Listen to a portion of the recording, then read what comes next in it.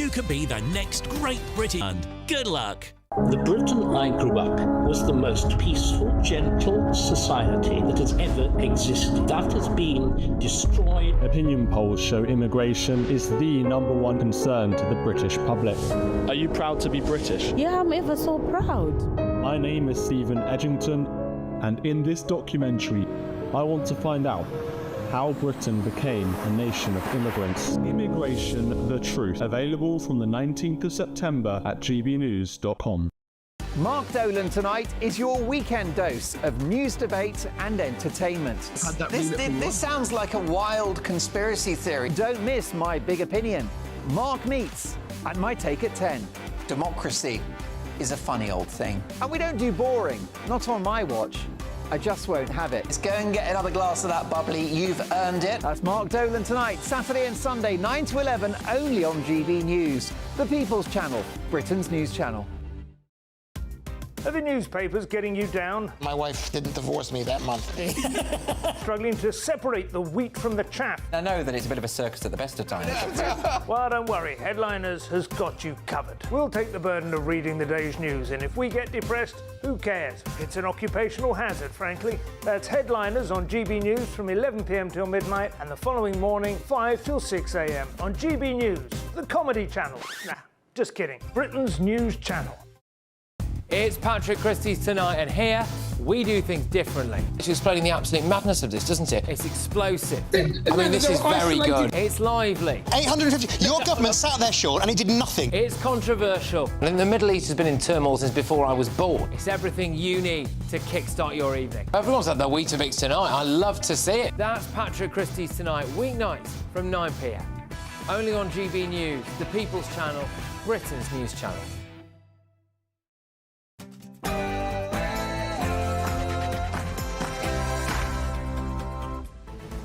Good afternoon, Britain. It's 12 o'clock on Wednesday, the 12th of December.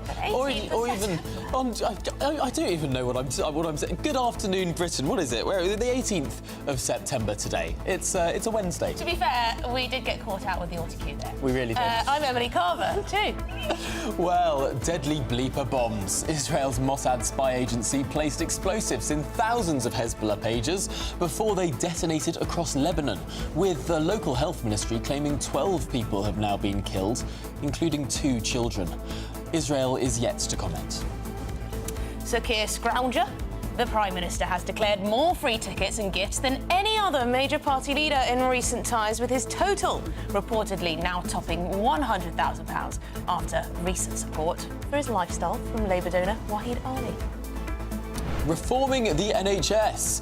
Health Secretary Wes Streeting, not pictured here, will soon be speaking at a news conference we can see live pictures from, where he'll unveil Labour's plans to save the National Health Service. Well, that's what they say. We'll be there live.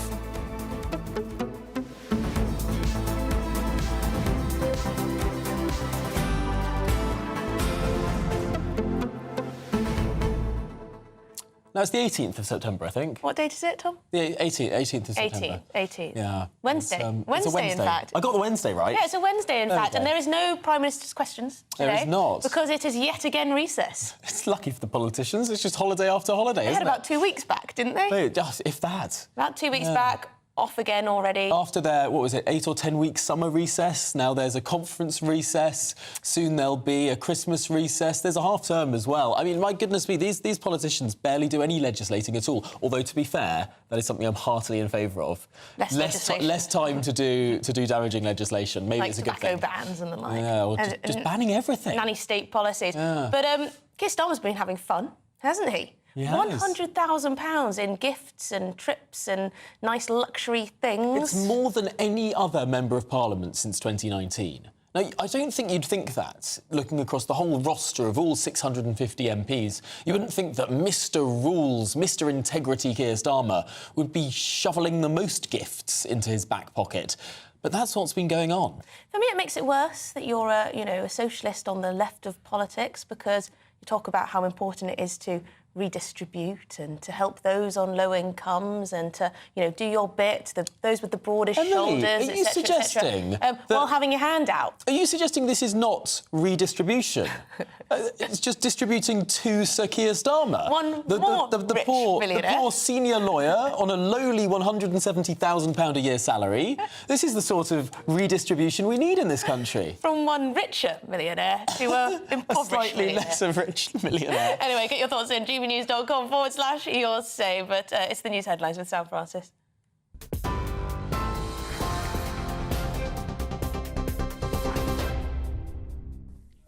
Very good afternoon to you. Just coming up to 4 minutes past 12, and the top story this afternoon. Leaders in the Middle East are accusing Israel of pushing the whole region to the brink of war. That's as the death toll from hundreds of simultaneous explosions across Lebanon and parts of Syria has now, we understand, risen to 12, and that does sadly include 2 children.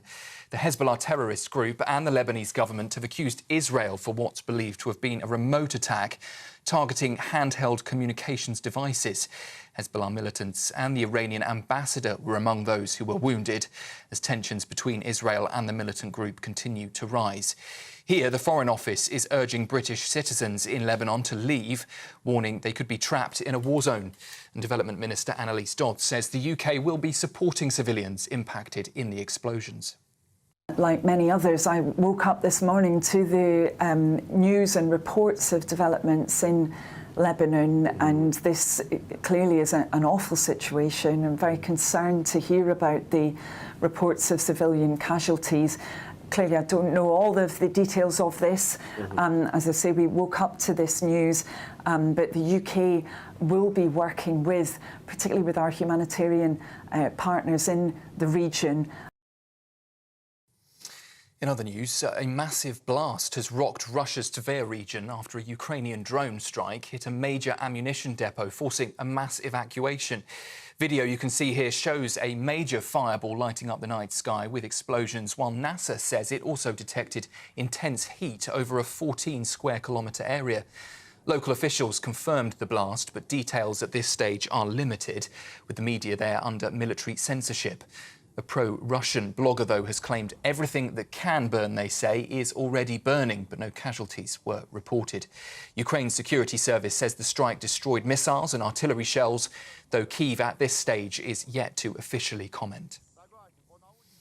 Post Office boss Nick Reed will step down next year after a turbulent tenure marked by the Horizon IT scandal. Reed called it a great privilege to lead through extraordinarily challenging times for the Post Office and postmasters. He, of course, took the helm in 2019 after the controversial departure of Paula Venables, who faced backlash over her handling of that Horizon crisis. Mr Reed's departure follows criticism from MPs and his exoneration from misconduct allegations earlier this year. Inflation remained above 2%, unchanged at 2.2% last month, with new data out this morning. Prices in hospitality, holidays and hotels, possibly boosted by the final leg of Taylor Swift's tour, are driving inflation, with the services sector seeing inflation at 5.6% in August. Treasury Chief Darren Jones says years of sky-high inflation continues to put strain on British families, despite the slower rise. He added that the government is determined to fix the foundations of the economy. Former Scottish First Minister, Alex Salmond, says every nation deserves a second chance on the 10th anniversary of Scotland's failed independence bid. He's predicting the country will be independent within the next decade. And reflecting on the 2014 campaign, he admitted there were mistakes in its final week, but doubts that a different strategy would have changed the outcome.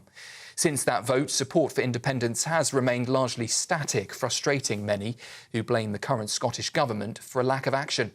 Alex Salmond insists the push for independence, though, needs to accelerate, saying that Scotland doesn't have time on its hands. Ban the IRGC. That's the call from Robert Jenrick, as he argues the Iranian Revolutionary Guard should be labelled a terrorist group. The Conservative leadership candidate wrote in the Daily Telegraph, saying Labour had once promised to take action but has failed to deliver. Jenrick argues the IRGC is the world's chief sponsor of terror. Well, let's take a quick pause from that story and take you live now to Westminster, where the Health Secretary, Wes Streeting, is speaking. There we go. Thank you very much for inviting me here today. Phone's on silent. A lot changes from opposition to government. I've gone from an office of 7 staff to a department of 3,500. People insist on calling me by my title rather than my name. And the most frustrating change, and I'm sure I won't be the first to have said it, has been the pace or lack of it at which the Whitehall machine works. So for ARA to have published 2 reports in the past 2 weeks, both over 100 pages long, packed with expert analysis and huge amounts of data, is really putting the British state to shame, especially when the first of those 2 reports he put together in just 2 months. He is on a one-man mission to solve our country's productivity puzzle.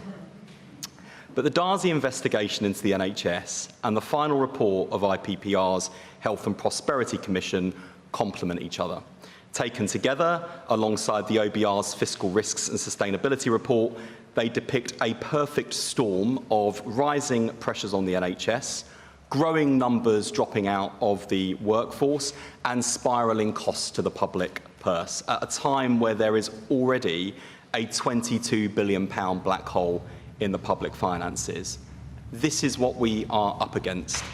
I've been in the Department of Health and Social Care for 2 months. Day after day, I'm shown graph after graph with all the lines going in the wrong direction. Recognising this is criticised by some for being gloomy. It's not actually. It's something this country hasn't been used to for a long time. It is honesty. This country has had enough of politicians who turn a blind eye, brush issues under the carpet, and delay decisions until after the ever-looming next election. This government has resolved to be honest about the problems facing our country and serious about solving them. You saw both in Keir's speech last week, honesty about the state of our NHS, and a serious agenda for turning it around. As the Prime Minister set out in his speech, continuing with the status quo isn't an option. Sticking plasters won't cut it. We're going to have to make big changes, many of which will come up against loud opposition. So don't be surprised that we are making the case for change at the same time. If anyone was in any doubt about the scale of the challenges before the NHS, then the Darzi investigation published last week made it abundantly clear. I asked ARA for hard truths, warts and all. He delivered, and then some. He has given a raw and honest diagnosis. The promise that the NHS will be there for us when we need it has been broken for almost a decade. 100,000 infants aged between 0 and 2 were left waiting more than 6 hours to be seen in A&E last year. Cancer is more likely to be a death sentence for NHS patients than patients in other countries. 50 years of progress on cardiovascular disease is going into reverse. And patients have never been more dissatisfied with the service they receive. The report is equally damning on the causes. First, a decade of underinvestment, which left the NHS 15 years behind the private sector on technology, with fewer diagnostic scanners per patient than almost every comparable country, including Belgium, Italy, and Greece, and mental health patients treated in Victorian cells infested with vermin, where 17 men are forced to share 2 showers in 2024. Second, the disastrous 2012 top-down reorganisation led by Andrew Lansley. As the report states, and I quote, "It took a scorched earth approach to health reform, the effects of which are still being felt to this day." Just imagine if all the time, effort, and billions of pounds wasted on dissolving and reconstituting management structures had instead been invested in services for patients. Clearly, the NHS would not be in the mess it finds itself in today. Third, coronavirus. The damage caused by the pandemic has been plain to see. But what we didn't know until the Darzi report is that the pandemic hit the NHS harder than any other comparable healthcare system in the world. Patients in this country saw far more operations and routine care cancelled than anywhere else. It's not just that the Conservatives didn't fix the roof while the sun was shining. They doused the house in petrol, left the gas on, and COVID just lit the match. That is why the backlog ballooned to 7.6 million today.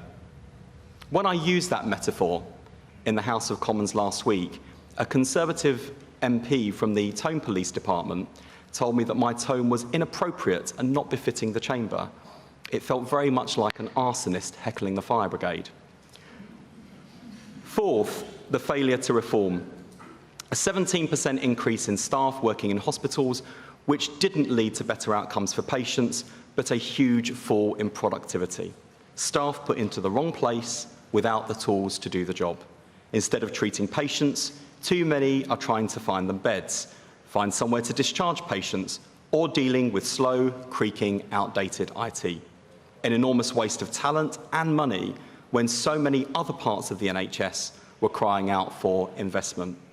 And the effective reforms implemented by the last Labour government, which drove better performance and better care for patients, were mostly undone. Activity-based funding was ditched in favour of block contracts. Incentives to reform and modernise ways of working have been stripped out. Translated into plain English, too many parts of the NHS are now paid for effort, not for outcomes. That has to change, and we will be saying more about that in the coming months. Some of the most shocking findings in the Darzi investigation weren't about the sickness in our National Health Service, but the sickness in our nation. Children are sicker today than the generation a decade ago. Adults are living longer, but falling into ill health earlier in life. And as this report from the IPPR puts it, we are in danger of literally becoming the sick man of Europe. The result is a rising tide of pressures on the NHS. I've said it before, but I don't think the message has yet got through. If we don't act now, ever-increasing demands for healthcare threaten to overwhelm and bankrupt the NHS. Our sick society is also holding back our economy. A drop in productivity due to ill health has cost our economy £25 billion since 2018.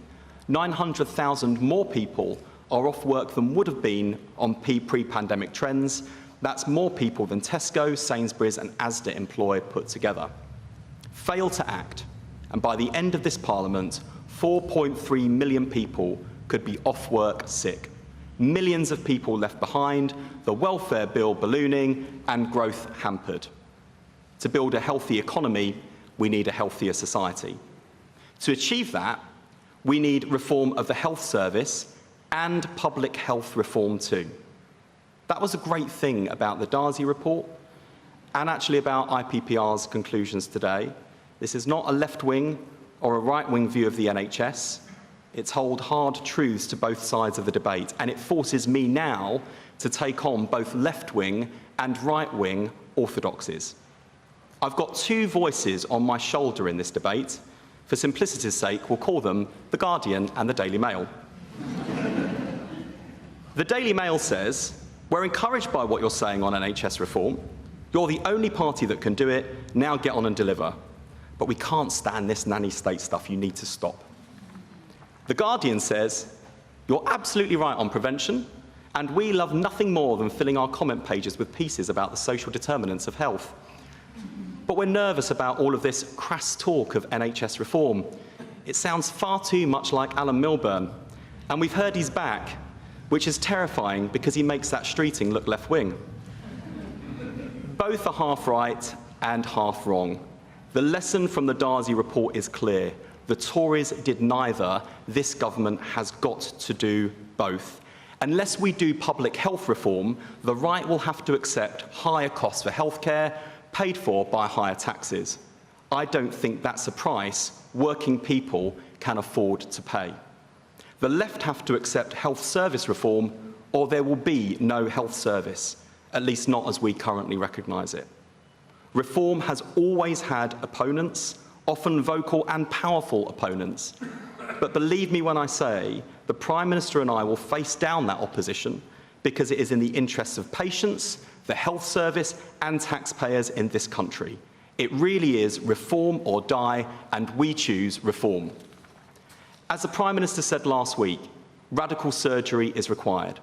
We will publish a 10-year plan early next year that will set out how we will deliver 3 big shifts in the focus of the NHS, from analogue to digital, hospital to community, and sickness to prevention.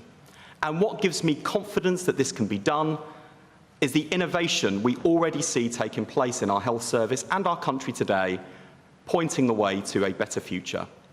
At the Royal Free Hospital in London, the hospital which treated my kidney cancer, new PET scanners work 4 times faster than standard. Patients are seen days, not weeks, after being referred, cutting delays in diagnosis that can be the difference between life and death. Think of the number of lives that could change if rolled out across the country. That is why we are committed to putting an AI-enabled scanner in every hospital, freeing up valuable staff hours and getting patients diagnosed much faster. In the southeast of England, virtual wards have led to 9,000 fewer hospital admissions per year. Patients living with long-term conditions like heart failure are cared for from the comfort of their own home, freeing up vital hospital beds and saving more than £10 million. Our commitment to invest in more district nurses will make sure more patients across the country can get the treatment they need without having to step out the front door. Better for patients and less expensive for the taxpayer. And as the Prime Minister said last week, by marrying our country's leading scientific minds with the care and compassion of the NHS, the fruits of the revolution taking place in life sciences can be secured for NHS patients. That public-private partnership. Health Secretary Wes Streeting there, setting out his plans to reform the NHS. In a brazen speech, some might describe it as, he hit out at the left and the right. He hits out at the right, describing them as the sort of Daily Mail types, for saying all of his reforms about prevention are simply nanny state. But he also hit out at the left, describing them as the Guardian types, saying that reforming the NHS is bad and right-wing. So basically he managed to upset everyone. Or whatever paper you're reading. Alternatively, what he's done is say that half of what The Guardian says is right in terms of they're backing the nanny state prevention stuff. Half of what the Daily Mail says is right. They're backing the reform of the NHS stuff. That stuff is potentially trying to build a bridge, although what he might have done is caused a bit of a chasm. It is true, actually, The Guardian does tend to write up a lot of stories to do with the nanny state, a lot of things about preventative care and the like, so they must be pushing that message to Wes. He's listening. But there you go, there he is at the IPPR, which is a left-wing think tank, delivering this speech on NHS reform. I guess the proof will be in the pudding. But of course, what clouds all of the attempts for this new government to try and reform any service, whether it's the NHS, whether it's the prison system, whether it's any of the other big reforms that this government is attempting, is of course the row that keeps on giving over donations, passes for glasses, free tickets, free gifts, free jackets given to Lady Victoria Starmer. Yes, Keir Starmer has declared more free gifts and tickets than any major party leaders of recent times, topping £100,000 in gifts, more than any MP since 2019. Yeah, and if you listen to Sir Keir Starmer's rhetoric over the years in opposition and also as Prime Minister, you might be surprised by that, to find out he's received the most gifts. He's accepted almost 40 sets of free tickets during his time as Labour leader, including 4,000 of hospitality at a Taylor Swift concert, which he went to with his wife. And his wife then went a second time. Did she really? Twice? Yeah, Telegraph reporting today. But this week, Sir Keir Starmer came under fire for the scale of gifts given to him by Lord Ali, including clothing, accommodation and, of course, glasses. Yes, of course, glasses too. GBNews political correspondent Catherine Forster is in the studio with us now. We're hearing more and more about just the scale of all these gifts. £100,000. Yeah, it's quite something, isn't it? And also, the fact that if they thought that this was just a preoccupation of sort of right-wing media, the Daily Mail and so on, they're very much mistaken, because The Guardian today has assembled all the details of all the things that he's taken, £100,000 more than any recent party leaders from 2010. They've gone through all of them, and this is far, far beyond £2,500 from Lord Ali just on glasses, apparently, for the Prime Minister. So the row is not going away at all, and we've got a breakdown of it. 40 sets of tickets, sets of free tickets, a lot of them to Arsenal games, 20,000 for accommodation during the election campaign. The list goes on and on. Now, Pat McFadden, the Cabinet Office Minister, has today come out to defend the Prime Minister, saying he's a person of enormous integrity. Well, that might be the case, and certainly the Prime Minister is keen to stress that he's followed the rules. But I think the optics of this, when they're cutting pensioners' winter fuel allowance, is very tricky. The optics of this, the opticians of this. Catherine, you've been following the Prime Minister for the last couple of weeks. You were with him in Washington, D.C. You were with him in Rome, as we can see on our screens now. And did you notice that his glasses looked particularly snazzy? Do these look like glasses that are worth £2,500? I'm imagining that he must have multiple pairs for £2,500. I mean, these were about £7, but OK, he needs to look good, and he does. But the point is, he and his wife have a combined income of, what, at least £200,000, and people saying, well, you know, in the America they have a budget. Well, the president has a budget, but the First Lady does not have a clothing budget, and that is an official title, whereas Lady Starmer does not have an official role. And yet, you know, we hear of this £5,000 donation, which they did declare late. Now, when we asked him in Rome, he was absolutely keen to say, well, we went to the parliamentary authorities asking what we needed to do because we wanted to make sure it was all in order. Now, it turns out they were late. They'd passed the 28 days. That's a technicality. But the trouble is, when he was leader of the opposition and Rishi Sunak missed this declaration date, he was incredibly critical and thought that this was sort of beyond the pale. So it does feel like...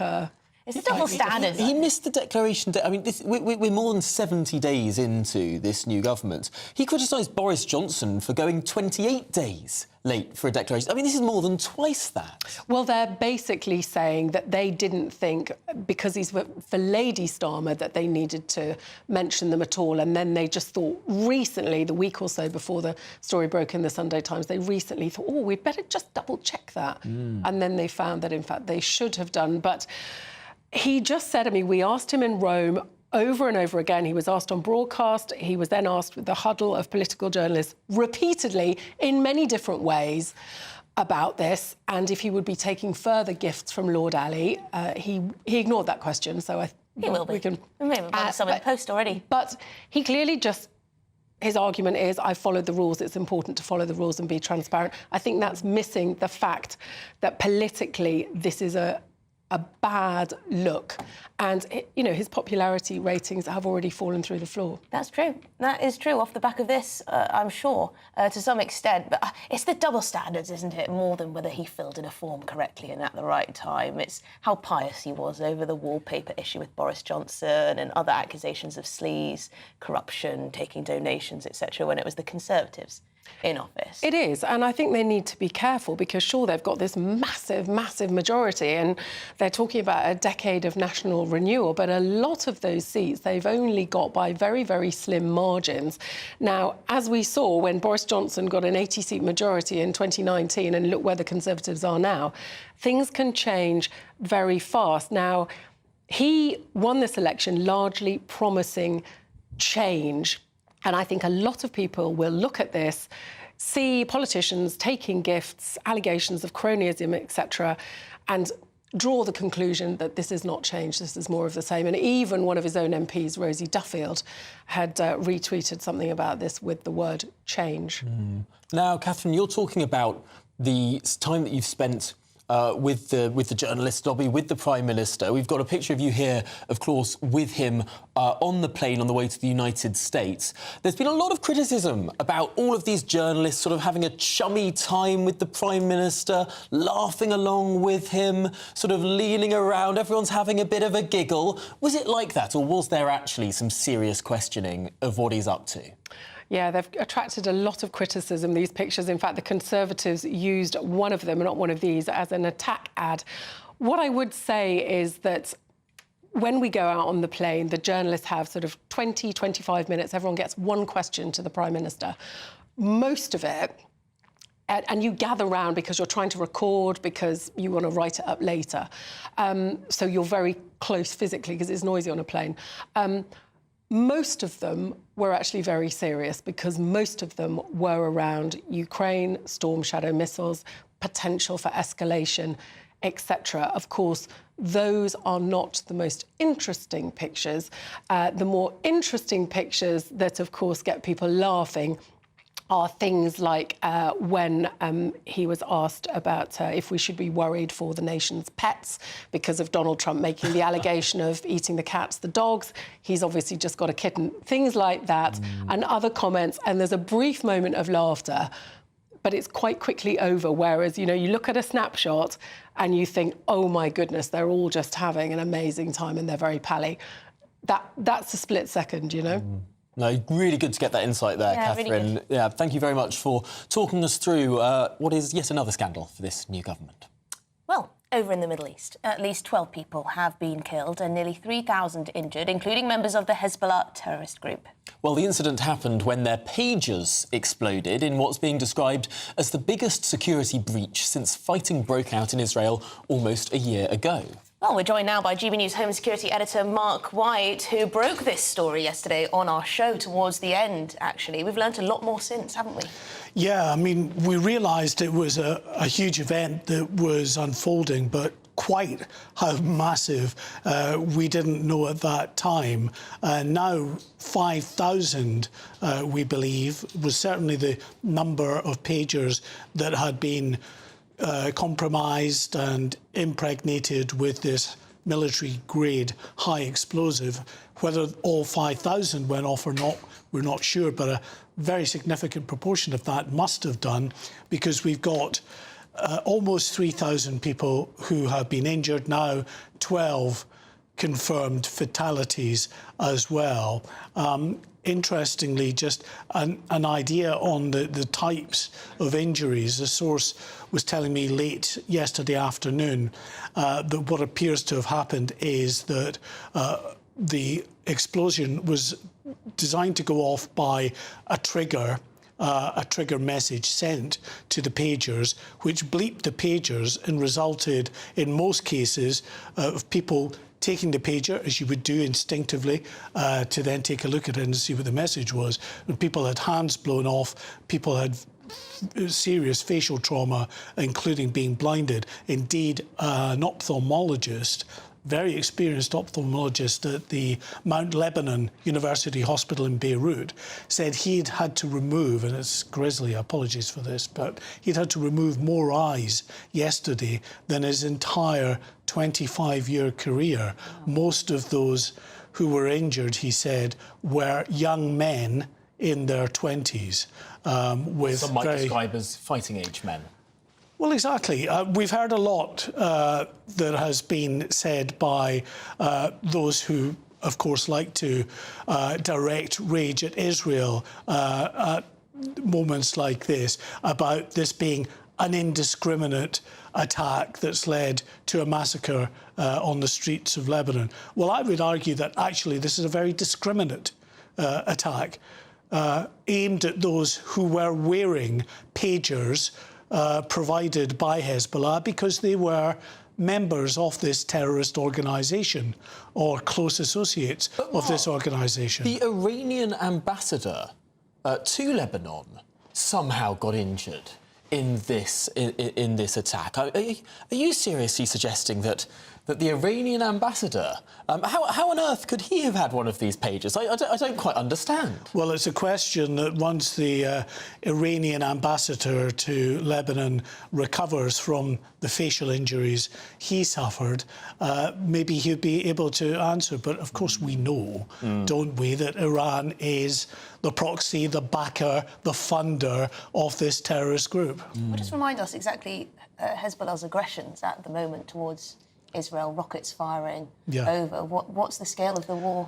So this is two nations currently. This is a really good point, actually. The War Cabinet in Tel Aviv yesterday announced that they were broadening the scope of the war in Gaza. So it wasn't just about dismantling Hamas and getting the hostages safely returned. It's also about ensuring that those displaced Israeli citizens from the north of Israel can return to their homes in the north. And indeed, when I was out in the aftermath of the attacks on October 7th last year, in my hotel were dozens of these displaced Israeli citizens from the north, because in the months since the October 7th attack, in the now almost year, Hezbollah have fired more than 8,000 rockets, missiles and drones at northern Israel in particular. So they have been... Since when, sorry? Since October the 7th last year, more than 8,000, it bears repeating, missiles, rockets and drones fired into Israeli territory. And so the Israelis, of course, now, because they've expanded their war goals, are determined to take this fight to Hezbollah as well. And they have clearly done that in very significant terms, with thousands of their fighters now injured in hospital, 2,750 still in hospital with varying degrees of injuries. Well, Mark White, thank you so much for that. We'll be having more on this topic and more from you at the top of the next hour. We will indeed. That was Mark White. Of course, we've got lots more coming up on today's show. It turns out there are many paedophiles out there, convicted paedophiles, who've been spared jail. This comes as some senior politicians call for a rethink on Hugh Edwards' unduly lenient sentence, they say. That's after the news.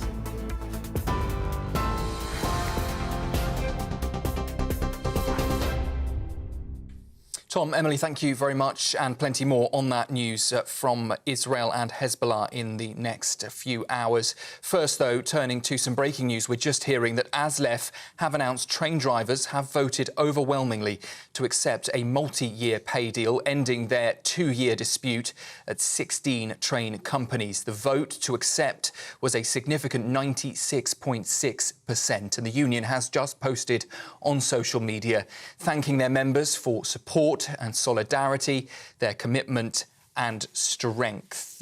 The pay deal will result in almost 15% rise over the next 3 years. So that news just into us regarding the pay deal with ASLEF train drivers. A massive blast rocked Russia's Tver region after a Ukrainian drone strike hit a major ammunition depot, forcing a mass evacuation.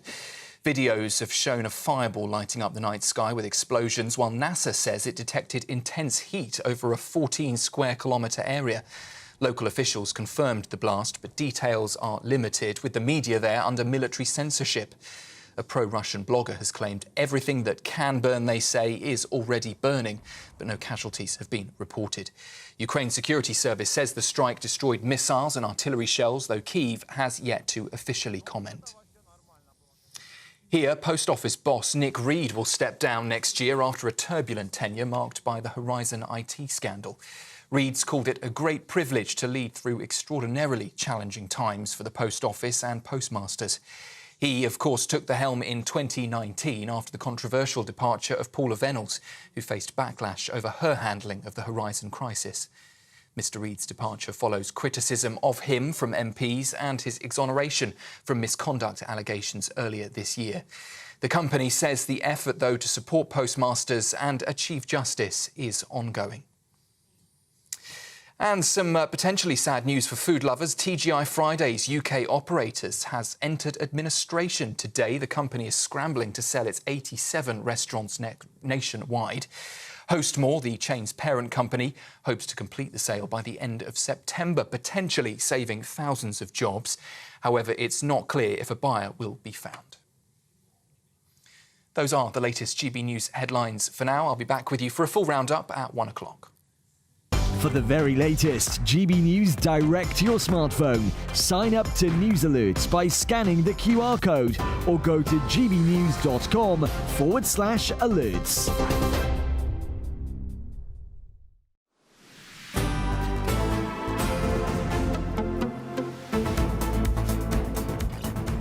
Good afternoon, Britain. It is 37 minutes past 12. Now, experts are warning that less than 20% of paedophiles convicted of accessing child abuse images get custodial sentences. Yes, this is quite incredible, and of course comes as Hugh Edwards left court on Monday with a 6-month jail term suspended for 2 years, so he escaped prison sentence. He's just one of a growing number of online paedophiles spared jail, and this is being revealed by a Sun probe, the Sun newspaper. Well, joining us now to discuss this is the deputy editor of Spiked magazine, Fraser Myers.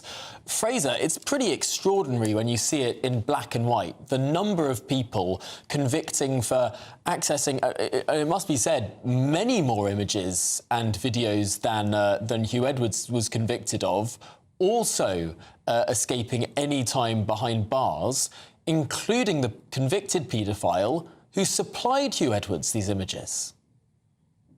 Yes, I think a lot of people will have been shocked by the leniency of the sentence handed down to Hugh Edwards. And then a lot of legal commentators were out in force telling people, actually quite rightly, that these sentences are fairly standard for this kind of crime. It is very, very common for people to walk free after accessing these really, really sick images. And, you know, it's worth reminding people that this is not a victimless crime, even though it's done over the internet. There is a child at the other end of that. In order to create these sick, twisted images, a child has to have been abused somewhere down the line. And the thing that really struck me is that if we're handing out suspended sentences to people like Hugh Edwards and people who are considerably worse than Hugh Edwards, including, as you said, Alex Williams, the man who supplied Edwards with these images, we're allowing them to walk free from jail. They're not without punishment, of course. They're on the sex offenders register and various other things. They're not entirely free, but they're not being imprisoned. Whereas if you post something grossly offensive, to use the legal term, on Facebook, or sometimes even in private via a WhatsApp message or via Snapchat, you can actually be sent down. So, you know, famously, there have been people during the riots who said deeply offensive things. There was a woman called Julie Sweeney from Cheshire, elderly lady. She has been sentenced to 15 months in prison for an intemperate Facebook post. A Facebook post that the judge accepted was not intentional, was done in the heat of the moment, and that will, steal her liberty for 15 months. I'm not condoning this behaviour, but to me it seems quite striking that why are we so liberal about something that I think everyone would recognise is a sick and twisted crime, but very harsh on, essentially people using offensive speech. That reveals a very twisted set of priorities to me. Yeah, I mean, it all feeds into the idea of this two-tiered justice, whether it's perceived or real. It certainly feeds into that. What message is it sending? I mean, looking at some of the people who haven't gone to jail. I mean, you've got an East London councillor who had, in quotes, sadistic child images, 1 year suspended term. You've got a medical student who got 8 months suspended jail for having images as well, and he worked with children. You've got an NHS consultant, had abhorrent images, given an 8-month suspended term. So many suspended sentences. And an actor on CBBC, the children's channel as well. I mean, very, very extraordinary. Yeah, this is really shocking, and it's worth remembering that under the law, the maximum penalty for these crimes is 10 years, whereas the examples I gave of people being done for communications offences, their maximum sentence should be about 2 years, or in some cases it's unlimited fine or even less. It's not recommended that they get anything more than a community order. So it's not necessarily even that there's a problem with the law. It seems as if, for whatever reason, the judiciary or the justice system has taken this approach. On the one hand, I do understand that not every person who comes before a court and has done something wicked should go to prison. There are good reasons for having non-custodial sentences, and if the justice system decides that people are at a very low risk of reoffending, I can understand that. But it's just when you stack it up against crimes that any reasonable person would consider far less serious, you really have to ask what is going on. Yeah, I think that's the real point here, right? Yeah. When we're seeing people who have, quote-unquote, spread misinformation online which wouldn't pass the incitement bar in a jurisdiction like the United States of America, but does in this country, you really start to ask questions about the proportionality here. But I do want to pick you up on what that point is. Many people in the legal profession and many people in the sort of prison reform movement would also say short sentences don't work. If you send someone to prison for a year or even 2 years, they're more likely to reoffend at the end of that sentence. They'll meet other criminals inside, sometimes sending people to prison for short rather than long periods of time, as could have been the case in many of these cases. Actually, you're going to compound the issue. You're going to create more of a monster. That can certainly be the case in Britain with our woeful prison systems. It's actually not the case if you look at places like Scandinavia, where prisons are much more effectively run, something I've been looking into recently. So, yes, I understand the point, and I think low-level crimes, if you send someone into prison and they come out an even worse criminal, then clearly that is something that needs to be looked at. But I wouldn't necessarily rule out short sentences on principle on that basis. Yeah, and also if you're going to send people to prison for other crimes that one might perceive as being lesser anyway, well, then you've got to be consistent at least. Yeah. Fraser Myers, thank you very much, Deputy Editor at Spiked. He's got a piece in Spiked magazine on exactly this issue, the idea that Hugh Edwards was given an unduly lenient sentence. Yeah, a bit more on that later in the programme. This is Good Afternoon Britain on GB News. Lots more coming up on today's programme as well, including NHS reform. Can the health service be reformed? And, in the words of the Health Secretary, should it reform or die?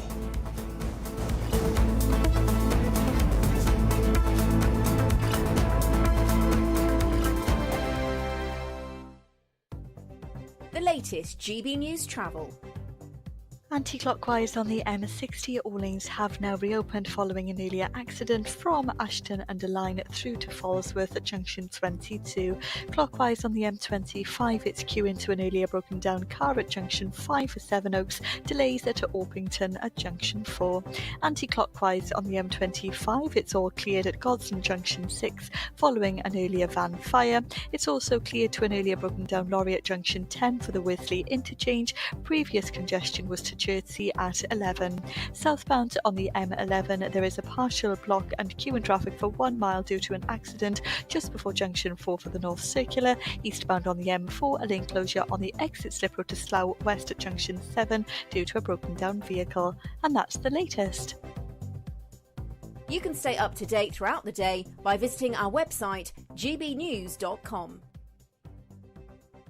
Sunday with Michael Portillo from 11, only on GB News. My next guest is a composer and film director whose musical journey began at the tender age of 4.5 when he started playing the piano. Under the tutelage of luminaries such as Sir George Benjamin and Sir Harrison Birtwistle, he has honed his craft, primarily grounding himself in the classical world. He's written music in sets of composition in the 24 major and minor keys of the chromatic scale, producing an album which is accompanied by 24 videos, and it's called 24. I'm joined now by Fabio D'Andrea. Fabio, great to see you. Tell me a little bit, I'm a layman when it comes to music, tell me a little bit about how a composer chooses a key and what it means to the composer to have chosen the key. Sure. Well, I think every musical key, and there's 24 of them, major and minor, they have their own feel. So you could play a piece in, say, C major, which is normally regarded as the simple key, it's all the white notes on the piano. But if you play that piece, say, in A-flat major, it's going to have a very different feel. So I decided to create this project, 24 pieces, again, looking back at our traditions and the history of what composers have done in the past, especially in regards to piano music, and explore every key, see if I could bring out the emotion that you feel from that actual key itself. Were you fonder of some than others? I imagine, for example, you're not so fond of C because it's too straightforward. Actually, no, I love all of them. And that's the beauty of music. Every key has its own feel. And some keys are associated with different feelings. So, for example, C major has actually been historically associated with victory. It's got a victorious feel about it. I love D-flat major. That's quite mellow. But every key has its own special feeling. And sometimes something will just sound different in that one key, and it's meant to be in that key. So for me, this has been a whole exploration of that. GB News, the People's Channel.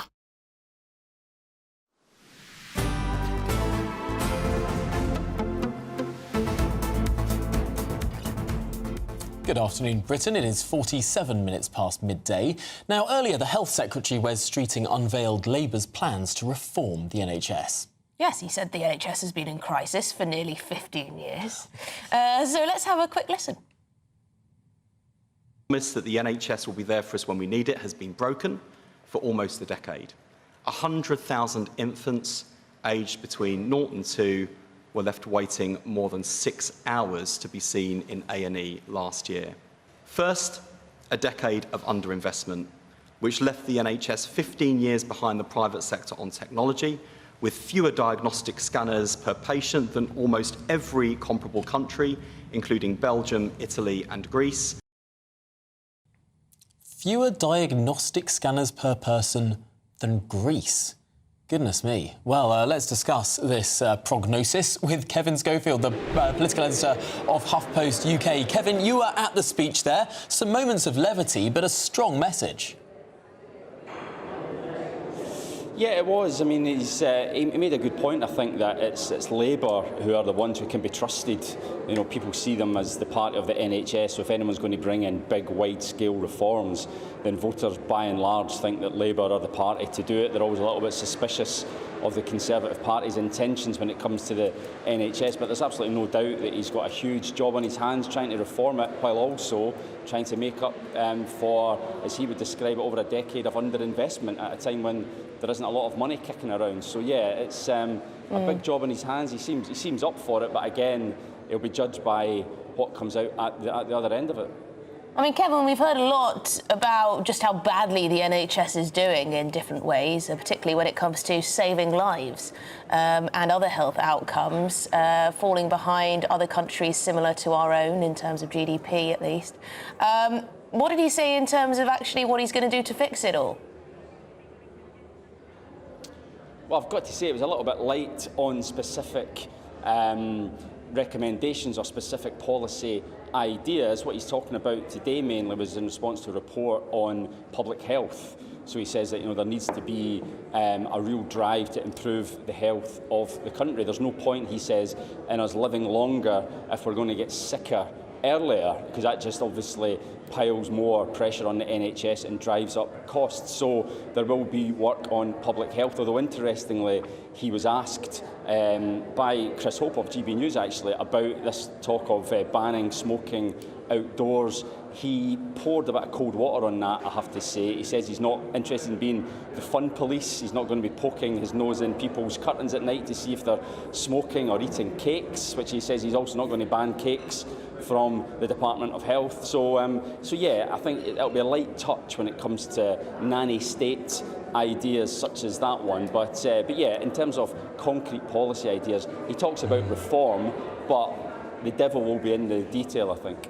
Kevin, you say a light touch, but to declare an interest, I found myself in the smoking area of a bar over the weekend. I don't smoke. Oh, that'll be fancy. I've never smoked. I've never bought a cigarette, but I enjoy being in a smoking area. You've never bought a cigarette? I've never bought a cigarette. Never. But I enjoy being in a smoking area to talk to other people, to take a break from the music, and it's a social area. I just can't understand why this government is going to ban smoking areas from pubs and clubs and bars. I mean, that's not a light touch.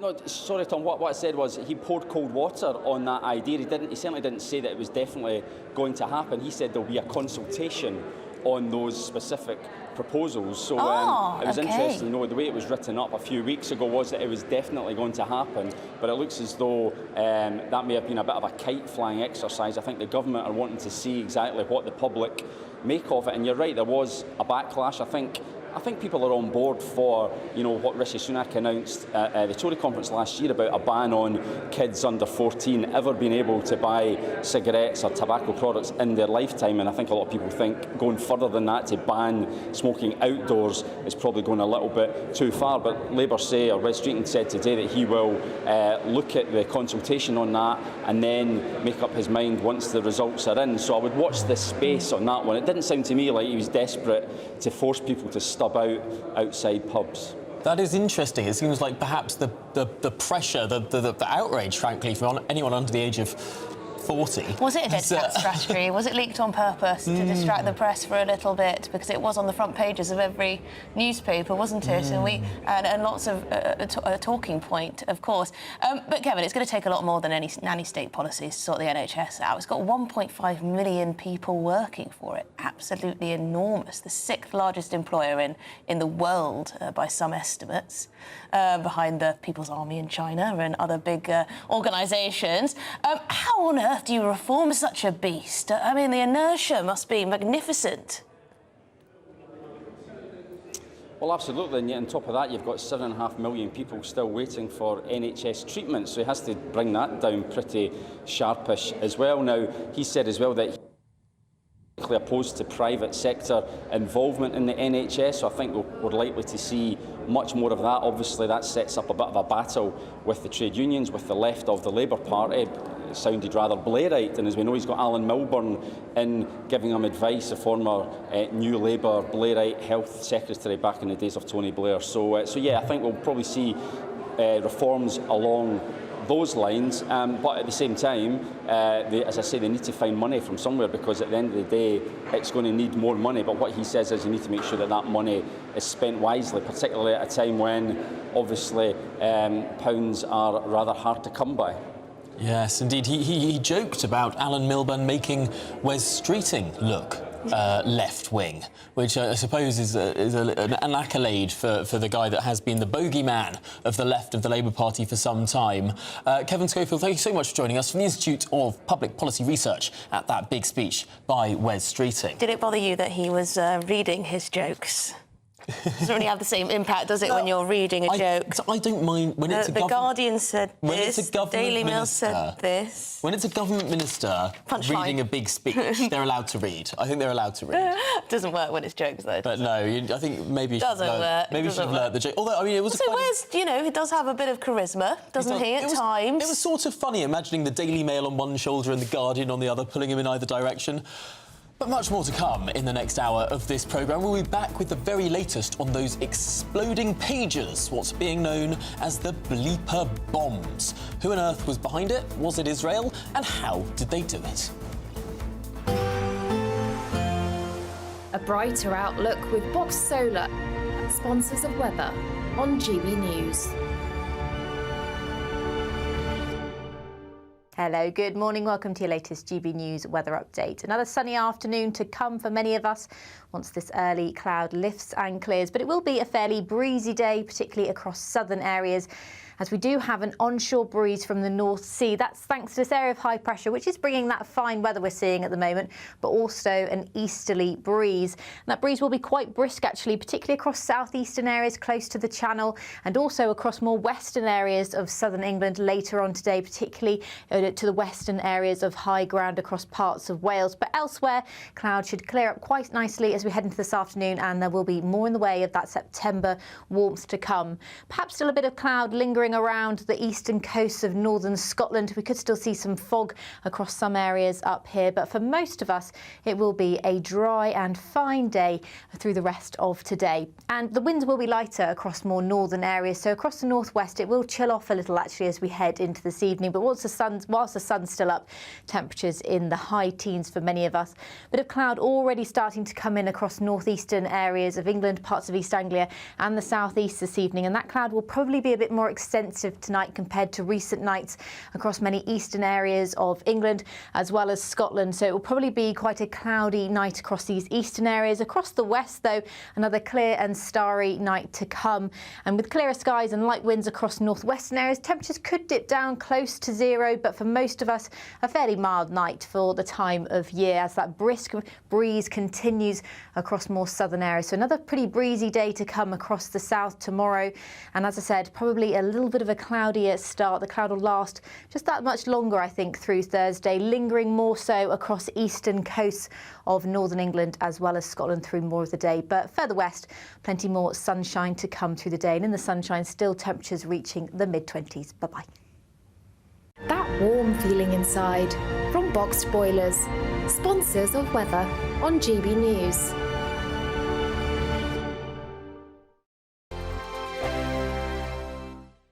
This is your chance to good luck. GB News Breakfast. Every day from 6 a.m.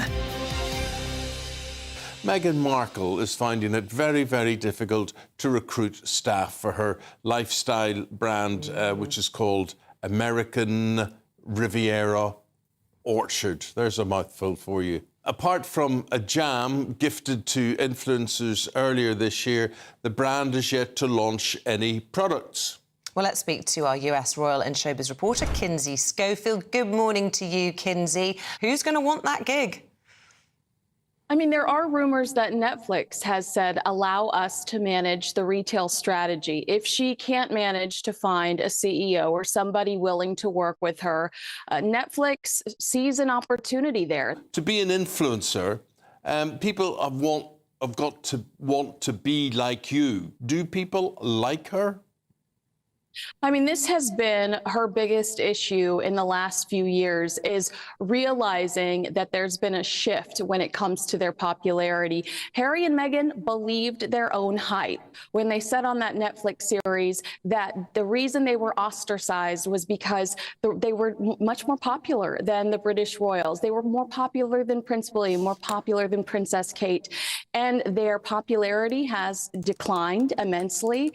And now they are desperate to win people over again. Most people have to be liked or admired, and I put it to you, Kinsey, she'll have difficulty on both fronts.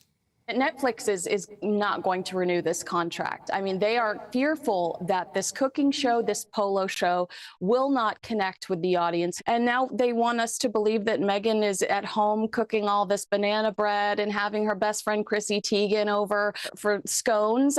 People aren't going to buy it. GB News, the People's Channel.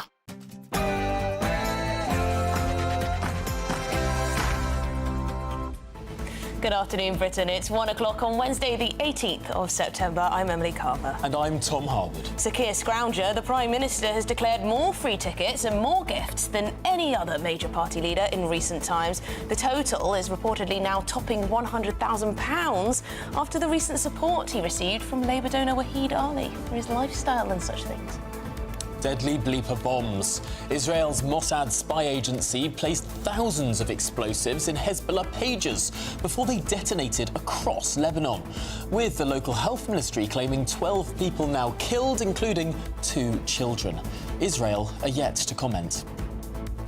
And reforming the NHS is perhaps a little change in tone. Health Secretary Wes Streeting tells GB News he does not want to be the fun police and ban cake in offices, but he does say the right will have to accept higher taxes to fund better healthcare. A gender-fluid dash hunt has been caught up in an LGBT row after it was used to promote a council at a Pride event. I don't know what this is. Help me make sense of it. Goodness me, more on that later.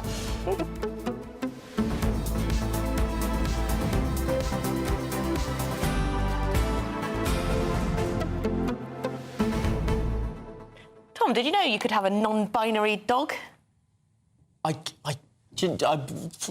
There are just no words. I didn't know. I mean, I have trouble with people sort of anthropomorphizing dogs in the first place, sort of dressing them up in human clothes and giving them, you know... I just don't... Doesn't cause them any harm, does it? Don't think little bow? It's not very classy, is it? Little bow, little spectacles on a dog. It's quite amusing. Amusing for a short period of time, little jumper, sure. Little football shirt. Come on, little Taylor Swift tee? No? OK, well, anyway, apparently this dog is gender fluid, non-binary, whatever, and it's caused a bit of a hoo-ha. So we will get you the details on that. We do promise. It's news to us as well. Did the today. dog have any say in this, is my question, or was this sort of overbearing parenting? You're looking out for your feline friends. Yeah, I'm a big dog fan. Big dog fan. Well, there you go. Dogs over cats any day of the week. You know, I agree with you. Sorry to the cat lovers at home, but interesting what Wes Streeting had to say about how he's not the fun police. Good pivot. He doesn't want to ban cakes. He doesn't want to ban cakes in offices. So what was all this talk about banning smoking outside pubs? What was all this talk about banning junk food ads? I mean, they're hardly treading lightly when it comes to the nanny state, are they? Keir Starmer was talking all about it, and now we're being told, news today, it will only be a consultation that the Health Secretary will take note of. I mean, they seem to be all over the place in this stuff. stuff. We're doing the nanny state hokey cokey. All over the shop, but there's no shortage of public health experts to tell us how we have to ban everything. They're very much waiting to talk to any politician, I think. Anyway, we're going to get to the news headlines. We'll be back in a sec.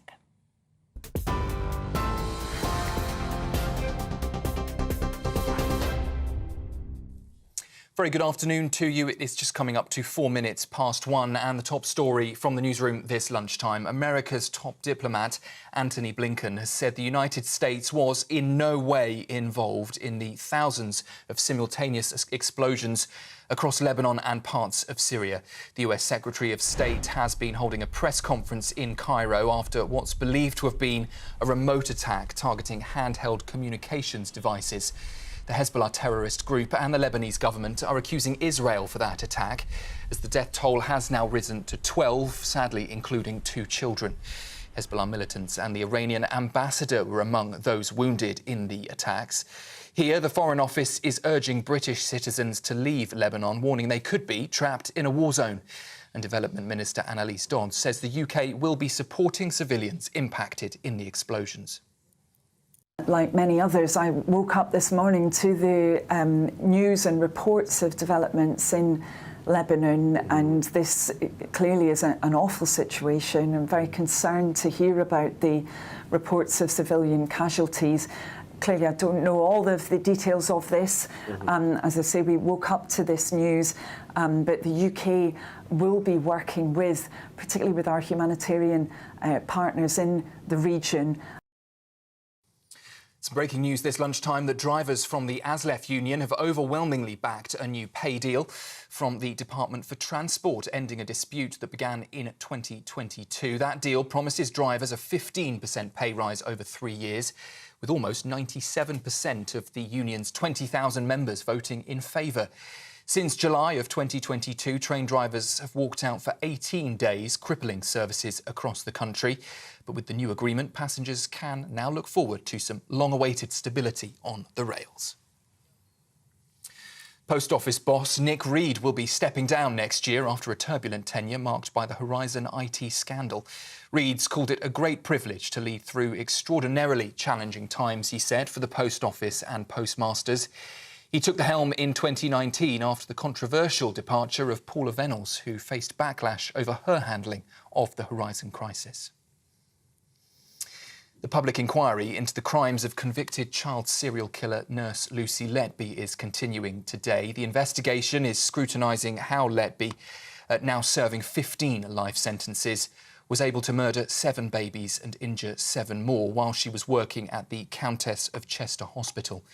Yesterday, the mother of child D told that inquiry that having CCTV in her daughter's hospital room could have prevented her murder. And the inquiry is now looking into whether all neonatal units in England should install CCTV. Well, our North West of England reporter Sophie Reaper is live for us in Liverpool, where that inquiry is taking place. Sophie, more parents of Letby's victims today giving evidence. What more have we heard?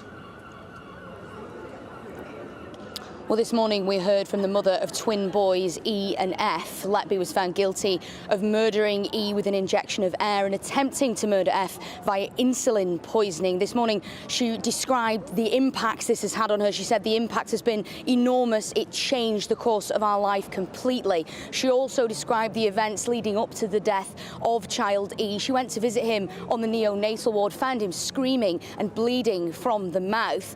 She said Lucy Letby was in the room, told her all was fine and that she should go back to the ward. In retrospect, she said, "I blame myself for leaving. I can't turn the clock back. That's something I'll have to live with." Sophie, thank you very much. Sophie Reaper there live for us in Liverpool, where that inquiry is continuing. Much more on that as it continues over the next few weeks, I'm sure. Well, in other news, inflation has remained above the 2% target, unchanged at 2.2% last month, with new data out today. Prices in hospitality, holidays and hotels are driving up inflation, with the services sector hitting 5.6% in August. Treasury Chief Darren Jones says years of sky-high figures continues to put strain on British families despite that slower rise. And we've been out on the streets of Birmingham today to hear some of your thoughts on those figures. I think it sounds good, but us as consumers don't see in the shops and that, the prices are holding. They feel like they're going up all the time. It's still too high, to be fair. It's too much. Prices are expensive. You go in the shops and they've gone up by 30 and 40 pence, not pennies like they used to. I think it's quite a crisis for students, especially, you know, with student finance. It's not sufficient enough for students these days. Keir Starmer, what is the business? Keir Starmer, what's happening? Keir Starmer, how? Keir Starmer, fix the economy. You're the man in charge. Keir Starmer, you're the big man. The thoughts of people on the streets of Birmingham there. And finally, TGI Fridays UK operator has entered administration as the company scrambles to sell its 87 restaurants nationwide. The chain's parent company hopes to complete the sale by the end of September, potentially saving thousands of jobs, but it's not clear if a buyer will be found, and the company says it may not be enough to cover their debts. Those are the latest GB News headlines for now. I'm now very hungry for a burger. That's where I'm heading. See you soon. For the very latest GB News direct to your smartphone, sign up to News Alerts by scanning the QR code or go to gbnews.com/alerts.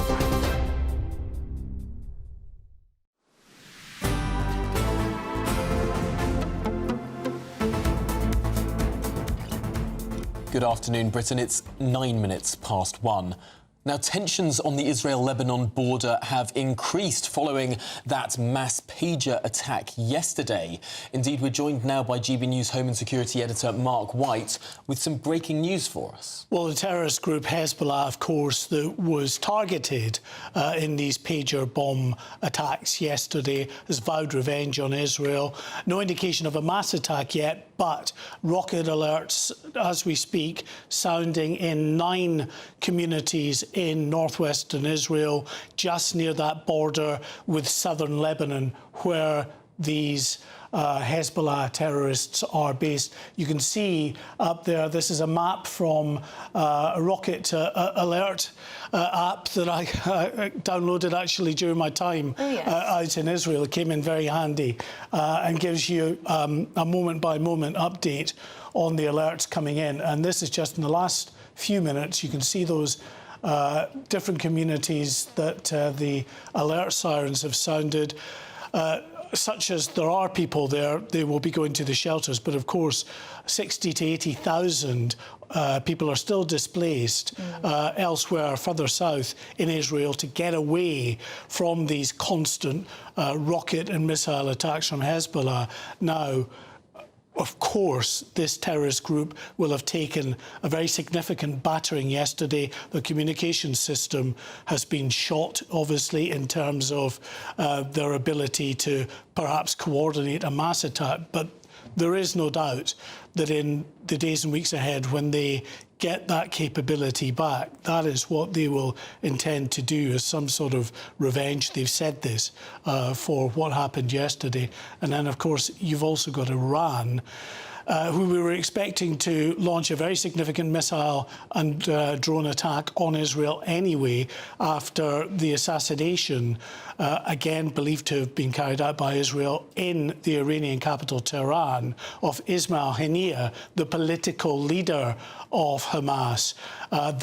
Those tensions had just eased a little as there was room being given for the negotiations between Hamas and Israel to bear some fruit. They haven't as yet, but bearing in mind what's happened now with Hezbollah, anything could potentially happen in the days ahead. And that's why Antony Blinken, the US Secretary of State, who is in Egypt today, meeting his counterpart there, has said the US had no involvement in this coordinated attack yesterday, but also called for calm head. Let's listen to him. The United States did not know about, nor was it involved in these incidents, and we're still gathering the information and gathering the facts. Broadly speaking, we've been very clear, and we remain very clear, about the importance of all parties avoiding any steps that could further escalate the conflict that we're trying to resolve in Gaza, to see it spread to other fronts. It's clearly not in the interest of anyone involved to see that happen. And that's why, again, it's imperative that all parties refrain from any actions that could escalate the conflict.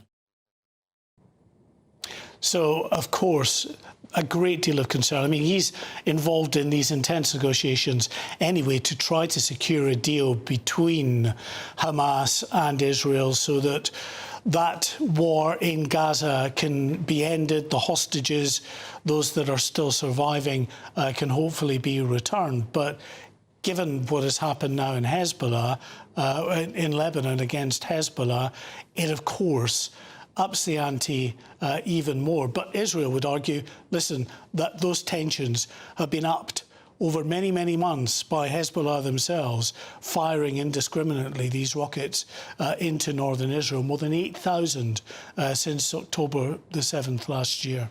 But as it stands, we don't know the scale of the response. We know that rocket alerts are sounding in northwest of Israel, but we don't know if there's been any damage done yet. Well, it's clear whatever's happening at the moment, Emily, it's a limited response. I just don't think Hezbollah will have the capability at the moment to launch anything very significant and meaningful just now. I mean, they have a very large rocket, missile and drone stockpile there and a capability that is much greater than Hamas in Gaza. But because around 3,000 of their fighters, their terrorists, have been either severely injured or certainly compromised to a large degree, and the communications system working through these pagers has been very significantly impacted. It might be difficult for them in the hours and days ahead to launch anything meaningful, but I think we can see the intent there. They're trying to show the message. They've still got a capability. They're going to continue to do what they've been doing for the past year almost. And so far Israel are yet to say anything. They have a policy of neither confirming nor denying operations involving their security services. But we have heard from, despite what Antony Blinken said, their security sources in the US who said they were informed by Israel after that attack was underway. OK. Very interesting. Thank you very much. Mark White, our Home Security Editor. Well, we're joined now by Chris Doyle, the Director of Council for the British Arab Understanding. Thanks so much, Chris, for joining us. First of all, how will this have affected tensions in the region? I mean, these Hezbollah and Israel have been exchanging blows for some time, but I suppose this has upped the ante. Well, it has. Ever since last October, we have seen an escalation of tit for tat between Hezbollah, who started an attack on the 8th of October, all in the aftermath of those dreadful attacks, obviously emanating out of Gaza by Hamas. And it's escalated from a low-intensity conflict to a medium one, and the fear that the likes of Antony Blinken has that this could come a full-on war that would suck in outside powers, be it on the one hand Iran and its allies, and of course the United States as well as Israel. And if that was to happen, what we see in Gaza today, which is obviously so awful, would be far greater because of Hezbollah's greater capabilities, and they've demonstrated that actually during the last year. Their ability to penetrate Israel with drones, to take photographs of key sensitive military installations, that they could also make Israel pay a very heavy price if there is a full-blown conflict. Obviously, Israel has huge military capabilities. We all know that. It's made very clear that if there was serious attacks on Israel, that it would respond in a way that would see the destruction of much of the south of Lebanon, even into Beirut. So the stakes are high. And I think it requires now the diplomats to try and calm it down, because there is no win-win scenario here. It's all lose-lose. There are going to be civilians who are going to get caught up in this. And even in those attacks yesterday, civilians have been killed, and not all necessarily Hezbollah. We've seen 2 children being victims of this. It is terrifying. And I think also of both Israeli and Lebanese civilians here. Lebanese are not all uniformly behind Hezbollah. Far from it. Many of them oppose it. They don't want to see their country being sucked into a war with Israel, given all that's happened to Lebanon in the last few years, the massive Beirut explosion. Sorry to just interject, Yeah. but on to that point, how are Israel supposed to respond? 8,000 or so rockets sent over the border from Hezbollah, widely agreed to be a terrorist organisation. Some are arguing that this is a very precise defensive attack on the terrorists themselves. I'm not saying it is easy, but often what you get with Israeli actions is tactical successes, but strategic failures. And the very fact that Hezbollah is still in Lebanon, it's a state within a state, that it is so powerful that it came into being after the Israeli invasion of 1982, I think actually highlights what I'm saying, that often you get these operations that are carried out highly effectively, but actually politically, has Israel advanced its own security? Is it more likely to be in peace in the region further down the line? Now, I'm not saying that Israel shouldn't be taking action against Hezbollah, but one has to be very aware of the longer-term frame of how does Israel manage to find itself, peace and security within the region. And if it doesn't, if it carries out attacks that terrify civilians all across Lebanon, I mean, these bombs were going off in supermarkets. Yes, it may be an Hezbollah guy who has a pager, but imagine if that person is driving a truck and the truck then veers into a crowd of people. So it's not a totally target attack where civilians are, somehow insulated from the consequences. It could be very dangerous. And it worries me going further forward in other conflicts, other actors who will think, OK, let's attack supply chains. It may not be mobile phones or pagers. It could be food, medicines, fuel, water, cruder attacks. So I think it is important to stress the international legal parameters to this. I think it's important to get the diplomacy, because I don't believe there's a military scenario and an outcome for either Lebanese or Israelis that's going to be beneficial. We need to get a diplomatic solution to stop it. That's the way forward. Well, Chris Doyle, Director of the Council for Arab-British Understanding, or indeed British-Arab Understanding, thank you so much for joining us and talking through that issue.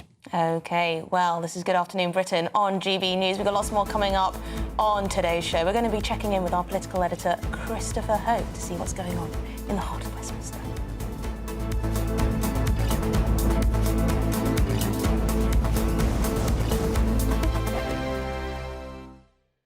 Nana Queer, weekends from 3 p.m. I'm now joined by a truly inspirational man. He's an endurance runner, Ben Smith. 401 marathons in just 401 days for mental health and well-being. He was spurned on after being bullied as a child, was able to raise a whopping £250,000. I'm pleased to say that he joins me now. Right, so this was a while ago, wasn't it? Yes. How long ago was it? Well, we're coming up to, I think next year, roughly about 10 years since we started it. In 2026 will be 10 years since we finished. So when did you run the marathons? So it was between 2015 and 2016, over the course of 401 days, all around the UK. What kind of madness was that? Oh, it was an adventure, let me tell you. Yeah. Like, honestly, on day one when we started in Bristol, never ever thought that the project would ever become what it became. But over the course of the 401 days, we ran with 13,500 people within 8 miles of everywhere on the British mainland, from Land's End to John O'Groats. So, and that was the journey from Land's End, John O'Groats? Yeah. We covered so many different communities around the UK, because I suppose the reason why I was doing it was to raise so much money for 2 anti-bullying charities that we wanted to include people in that.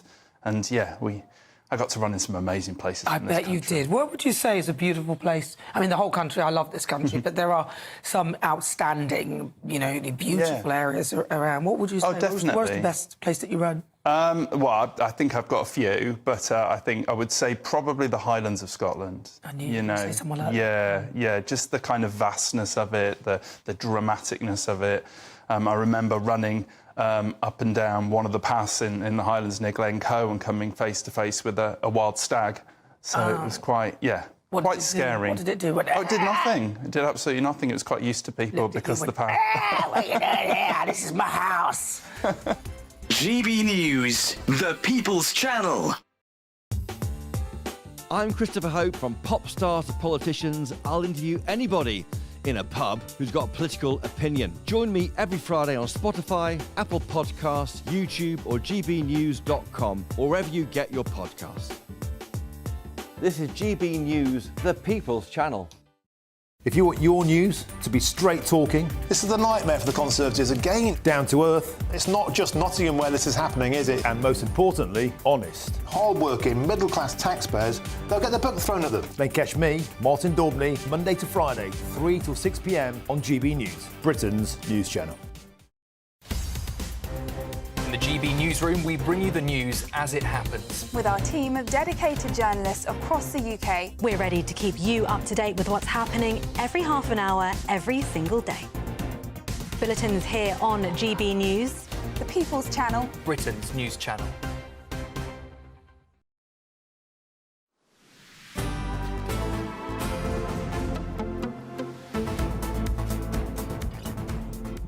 Good afternoon, Britain. It's 23 minutes past 1.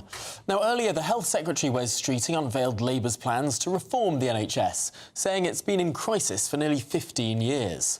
But can the Labour Party, now in government, turn it around? Well, joining us now is our political editor, Christopher Hope.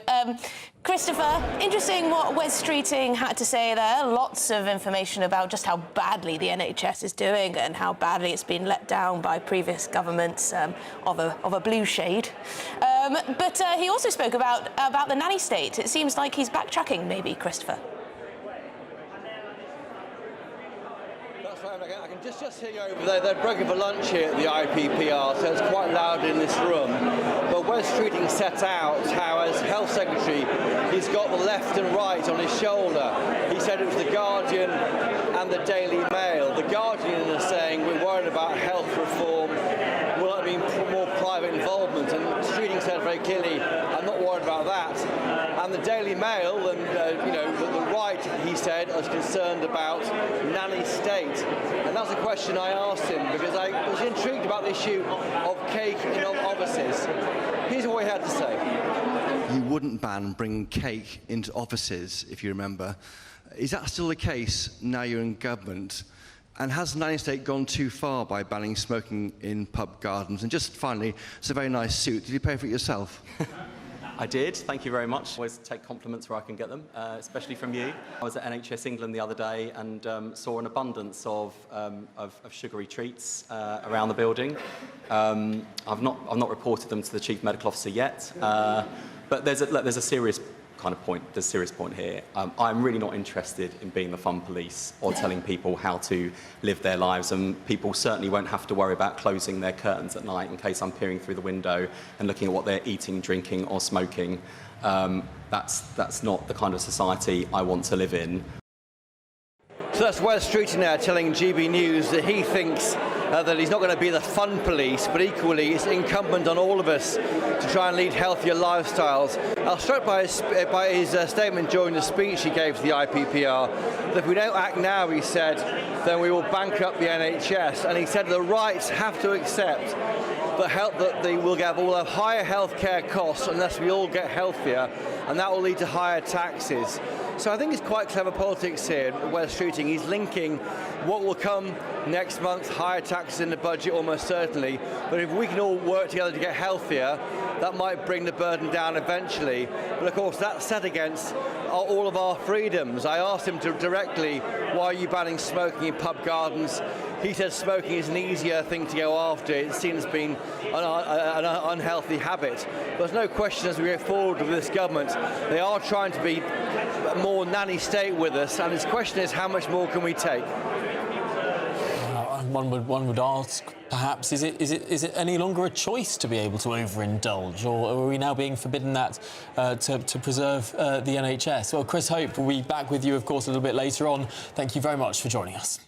Yes, NHS with a country attached to it. Is that the joke? Well, that's the phrase. We must all live for the NHS. Used that thing. He said, "Oh, we don't want to become an NHS with a country attached, which is why we're going to save the NHS by controlling everyone how they live their lives." I don't quite. You could just imagine the ad campaign. I exercise for the NHS. I eat salad for the NHS. I'm a good person. Look at me. I'm going to shine my halo. Well, Anyway, I just think people should be allowed to not exercise if they don't want to. Yeah, you can be lazy if you want to. You can be lazy, yeah. Well, you would in a free country, but I think we've learnt increasingly over the last few months. But please do eat healthily, it'll make you feel better. Anyway, Keir Starmer has been declaring, aside from a free country, free tickets and gifts, more than any major party leaders in recent times. His total now tops over £100,000. That is a big figure for just gifts and things like that. Anyway, the Prime Minister, he's accepted almost 40 sets of free tickets during his time as Labour leader, including £4,000 of hospitality at a Taylor Swift concert. You know what, Keir Starmer, is he really a Swiftie? Could he have given his ticket to, you know, a little girl who would have loved it, a teenager? Maybe he is just a little girl at heart. Maybe. And this... Oh, but also not just little girls who like Taylor Swift. All right. Rishi Sunak, famously a big Swiftie fan. That's true, but he probably paid for his own tickets. True. Well, this week, Keir Starmer came under fire for the scale of gifts given to him by Lord Ali, including clothing, accommodation and, famously, glasses. OK, GBNews political correspondent Catherine Forster joins us now in the studio. Catherine, you've been looking over all of the detail of this and how many gifts Keir Starmer has received and all this. Has he been particularly greedy? I think you could certainly say he likes a freebie, doesn't he? I mean, 100,000 is a lot, and it is more than any party leader since 2010. So some of these include like 18,500 for Arsenal tickets. We know that he loves Arsenal. He told the political journalist in Rome the other day that if he couldn't take these hospitality tickets, that obviously he couldn't go in the stand because of security, and that basically he wouldn't be able to go, which I thought would sort of be beyond And yet, when Rishi Sunak was Prime Minister, he went in the stand. There's photograph after photograph after photograph. He wasn't in a special box. Well, indeed. Also, £2,500 on his spectacles. I imagine more than one pair. We knew that Lord Ali, this big Labour donor, had given a lot of money to the Prime Minister during the election campaign. And since we also know that he had a temporary pass to Downing Street. We don't know why that was. But, yes, some of these sums of money have emerged. Now, the £5,000 for Lady Starmer's clothes, a story in the Sunday Times that broke at the weekend because they didn't declare that within the 28 days that they should have done. Now, the Prime Minister's been very clear that that was an oversight, that they basically didn't realise, and they went to make inquiries and they found that, yes, they should have done it. And very keen to say it's important to abide by the rules. We are doing. Keir Starmer was one of the most senior lawyers in the country. He was a man that was paid more money than I think I'll ever see in my life to know every jot and tittle of the law. Don't do yourself down. Does he really genuinely believe that people are going to believe that Mr. Rules, Mr. Director of Public Prosecutions, Mr. Legal Degrees from here, there and everywhere, didn't know what the rules were? Well, he's arguing that because these were clothes for his wife, it was different, so they didn't know they had to declare them. The problem is there was something very similar with Rishi Sunak, and Sir Keir Starmer was all over that in the House of Commons, pointing out you've got 28 days. So it's difficult, but I don't think most people will care about whether they missed the date to declare. But it's a lot of money, a lot of clothes. We have Lady Starmer looking fabulous at London Fashion Week in a borrowed dress, but, you know, people will just see the Prime Minister and his wife going to events, looking amazing, while cutting pensioners' fuel allowance, I suspect. And we know there's a lot of pain coming in the budget. And I think they're clearly living beyond their means, Catherine. Well, you mentioned that. Just worth saying that in the last few minutes, it has emerged that Sue Gray, the Prime Minister's very controversial Chief of Staff, is in fact paid more than the Prime Minister, £3,000 more. She's on £170,000. He is only, I use the word in inverted commas, but, you know, it is a big job, only paid £167,000. Now, it was apparently suggested to her that she might take a few thousand less than the Prime Minister to avoid a story like the story that has just emerged about this emerging. And She declined. That is amazing. So someone suggested, oh, do you mind just cutting your salary a bit so the boss looks like he's got the most money? Oh, that is just wonderful. Who's the real Prime Minister here? But I suppose this makes perfect sense, does it not? If Sue Gray, who was in charge of ethics, has been overseeing all of these gifts and looking at what the Prime Minister's been doing, if she thinks £167,000 a year is not enough for her to live on, well, of course she's going to approve all of these gifts and freebies, £100,000 for Sir Keir Starmer.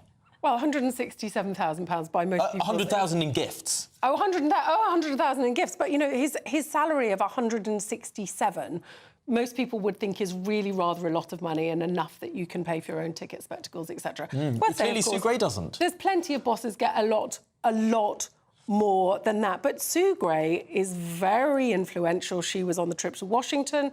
She had a seat at the table with the president and the Prime Minister and the Foreign Secretary. She was also on the trip to Rome.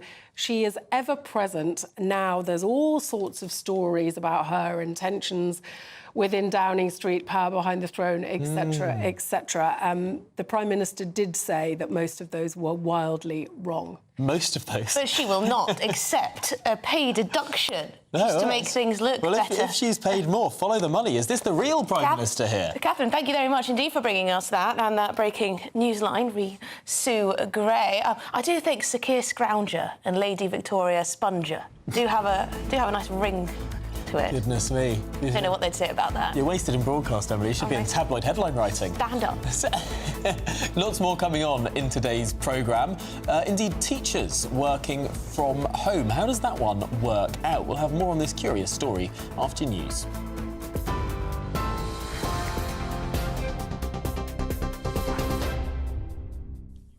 Very good afternoon to you. I would highly recommend Emily stays in news instead of stand-up. Let's take a look at the headlines this lunchtime. America's top diplomat, Antony Blinken, says the United States was in no way involved in the thousands of simultaneous explosions across Lebanon. The US Secretary of State has been holding a press conference in Cairo after what's believed to have been a remote attack targeting handheld communications devices. The Hezbollah terrorist group and the Lebanese government are accusing Israel for that attack, as the death toll has now risen to 12, sadly including 2 children. Here, the Foreign Office is urging British citizens in Lebanon to leave, warning they could be trapped in a war zone. Train drivers have called time on strikes with a pay deal now agreed. ASLEF union members voted overwhelmingly to accept a 15% pay rise over 3 years, ending 2 years of industrial action. The strikes, which began in July 2022, caused major disruption across England. And with 18 days of walkouts and overtime bans, the dispute impacted millions of passengers. Now, though, with that deal approved by 97% of ASLEF's members, services are expected to return to normal.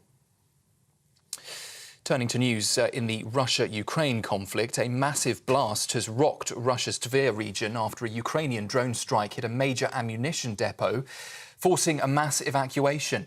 Video you can see here shows a fireball lighting up the night sky with explosions, while NASA says it detected intense heat over a 14-square-kilometre area. Local officials have confirmed the blast, but details at this stage still limited, with the media there under military censorship. Ukraine's security service says the strike destroyed missiles and artillery shells, though Kyiv hasn't yet commented. Posting voice recordings online could lead to scam attempts, according to a leading bank. Starling Bank says AI voice cloning technology is being used to imitate people's voices, allowing scammers to target family members for money. Almost half of those surveyed by the bank had no idea such scams even existed, while 1 in 12 said they would still send money even if a call seemed strange. To prevent fraud, people are advised to agree on a safe phrase with loved ones. TGI Friday's UK operator has entered administration as the company scrambles to sell its 87 restaurants nationwide. The chain's parent company is hoping to complete the sale by the end of September, potentially saving thousands of jobs. However, it's not clear if a buyer will be found, and it may not be enough to cover the company's debts.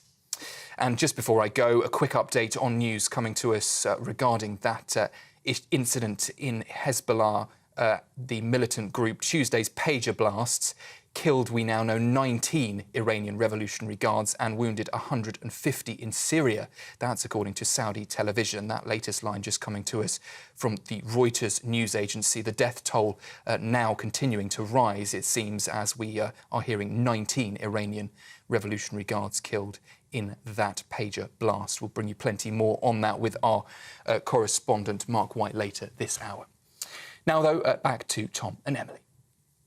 For the very latest GB News direct to your smartphone, sign up to News Alerts by scanning the QR code or go to gbnews.com/alerts.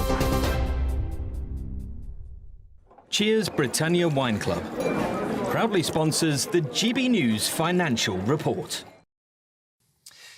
Let's take a quick look at the markets for you this lunchtime. The pound will buy you $1.3207 and €1.1872. The price of gold, £1,947 and 44 pence per ounce. And the FTSE 100 is at 8,258 points. Cheers Britannia Wine Club proudly sponsors the GB News Financial Report. Hello, good morning. Welcome to your latest GB News weather update. Another sunny afternoon to come for many of us once this early cloud lifts and clears, but it will be a fairly breezy day, particularly across southern areas, as we do have an onshore breeze from the North Sea. That's thanks to this area of high pressure, which is bringing that fine weather we're seeing at the moment, but also an easterly breeze. And that breeze will be quite brisk, actually, particularly across southeastern areas close to the Channel, and also across more western areas of southern England later on today, particularly to the western areas of high ground across parts of Wales. But elsewhere, clouds should clear up quite nicely as we head into this afternoon, and there will be more in the way of that September warmth to come. Perhaps still a bit of cloud lingering around the eastern coast of northern Scotland. We could still see some fog across some areas up here, but for most of us it will be a dry and fine day through the rest of today. And the winds will be lighter across more northern areas, so across the northwest it will chill off a little actually as we head into this evening, but whilst the sun's still up, temperatures in the high teens for many of us. Bit of cloud already starting to come in across northeastern areas of England, parts of East Anglia and the southeast this evening, and that cloud will probably be a bit more extensive tonight compared to recent nights across many eastern areas of England as well as Scotland. So it will probably be quite a cloudy night across these eastern areas. Across the west, though, another clear and starry night to come. And with clearer skies and light winds across northwestern areas, temperatures could dip down close to zero, but for most of us, a fairly mild night for the time of year as that brisk breeze continues across more southern areas. So another pretty breezy day to come across the south tomorrow. And as I said, probably a little bit of a cloudier start. The cloud will last just that much longer, I think, through Thursday, lingering more so across eastern coasts of northern England as well as Scotland through more of the day. But further west, plenty more sunshine to come through the day. And in the sunshine, still temperatures reaching the mid-20s. Bye-bye. The latest GB News travel. Good afternoon, I'm Jules Buckley. North of Peterborough, Littleworth Drove in Hop Pole. The A1175 closed both ways between St Nicholas Way and Spalding Road. A collision there is causing queues. Birdlip in Gloucestershire, just by the air balloon roundabout, the eastbound A417, there's a breakdown adding to the queues already there. Issues if you're heading south down the M11 before the North Circular at junction 4. A 2-mile queue, a collision there means that part of the carriageway is partially blocked. Victoria Street in London's queuing. The changing of the guard is ongoing by Victoria Station. Congestion to Stretton Ground and back along Grosvenor Place. Constitution Hill, the Mall, also closed as well. And Leyland, if you're heading towards Cornwall, the westbound A30 bypass. Long delays if you're heading toward Nut Lane by the roundabout. It's queuing there. You can stay up to date throughout the day by visiting our website, gbnews.com.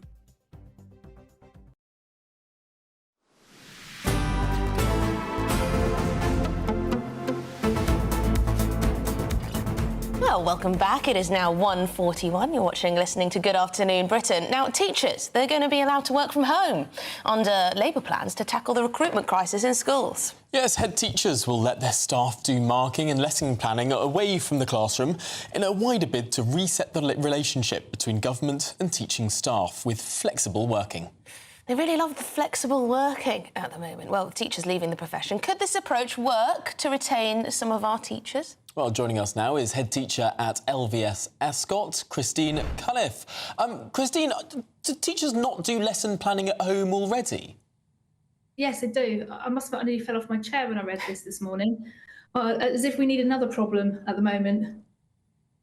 Well, is this another problem then, Christine? So if this was something that all teachers at your school could demand, you know, it's my right to have the working from home and the flexible working. I mean, how would that be to organise as the head teacher of a school? Well, I think we do have constraints of the timetable to start with, but also you need a certain number of teachers on site during the day for insurance purposes, and just in case there was an incident of some kind. People get taken ill during the day, so sometimes we might need to cover as well. So it's not as easy as it seems. You know, I'm all for bringing more teachers into the profession, but I think what we need to look at is the real reasons why people aren't coming or staying in the profession and not given a couple of hours off a week to work at home. Curious. I mean, I know several teachers and they do an awful lot of work, probably more working hours of a day than most professions, really, in terms of the number of, whether it's marking or lesson planning or all the rest of it Depends that on is the teacher, done doesn't it? in the evening. But I suppose this proposal is about people nipping home in the middle of the day. If they teach one lesson in the morning and one lesson in the evening, why not pop back in the middle? I mean, is it that damaging, or would this sort of undermine the cohesiveness of a school? I think it does undermine the cohesiveness of a school, but also you've got to think about those staff who can't pop home during the day for a reason. You know, they might live 40 minutes away or even more, so they don't have the opportunity to. And also that we do work together, and there will be times when we have to cover for each other. Or, as I said, if there is an incident in school, we need to have so many staff on site to ensure the safety for children. So if you're going to do something like that, it's got to be fair for everyone. Yeah, I don't know. I remember, I'm casting my mind back to when I was a pupil at a school, and it was quite nice knowing that the teachers were there throughout the day, regardless of whether you happened to have a lesson with them planned for that day, just to be able to sort of knock on their door or grab them in the corridor to ask a quick question about something, or perhaps a little bit of pastoral care if you were worried about something, or, you know, these sort of interactions. I fear if teachers are just sort of popping home for a bit of working from home time, well, that atmosphere's gone, isn't it? Yeah, it is exactly that. It's nice to be able to be there ready for children when they need some help during the day, whatever that help looks like, whether it's academic or, as you say, well-being as well. And I think, you know, it's skirting away from the real issues regarding recruitment. It's a token gesture, and it won't make any impact. I do know some schools who are doing this already. They manage to do it quite successfully, but it's not going to manage across the board. So it depends what you as a head teacher want for your school community and what you expect of your teachers. There's other ways of giving back and trying to reduce workload rather than taking time out of the school day. Yeah, I suppose that is the crux of it. But of course, every school is different. Every school will have a different set of pupils, will have a different set of teachers with different specialisms and different ways of working. I suppose the answer here might be to avoid a one-size-fits-all policy, and different schools do things in different ways.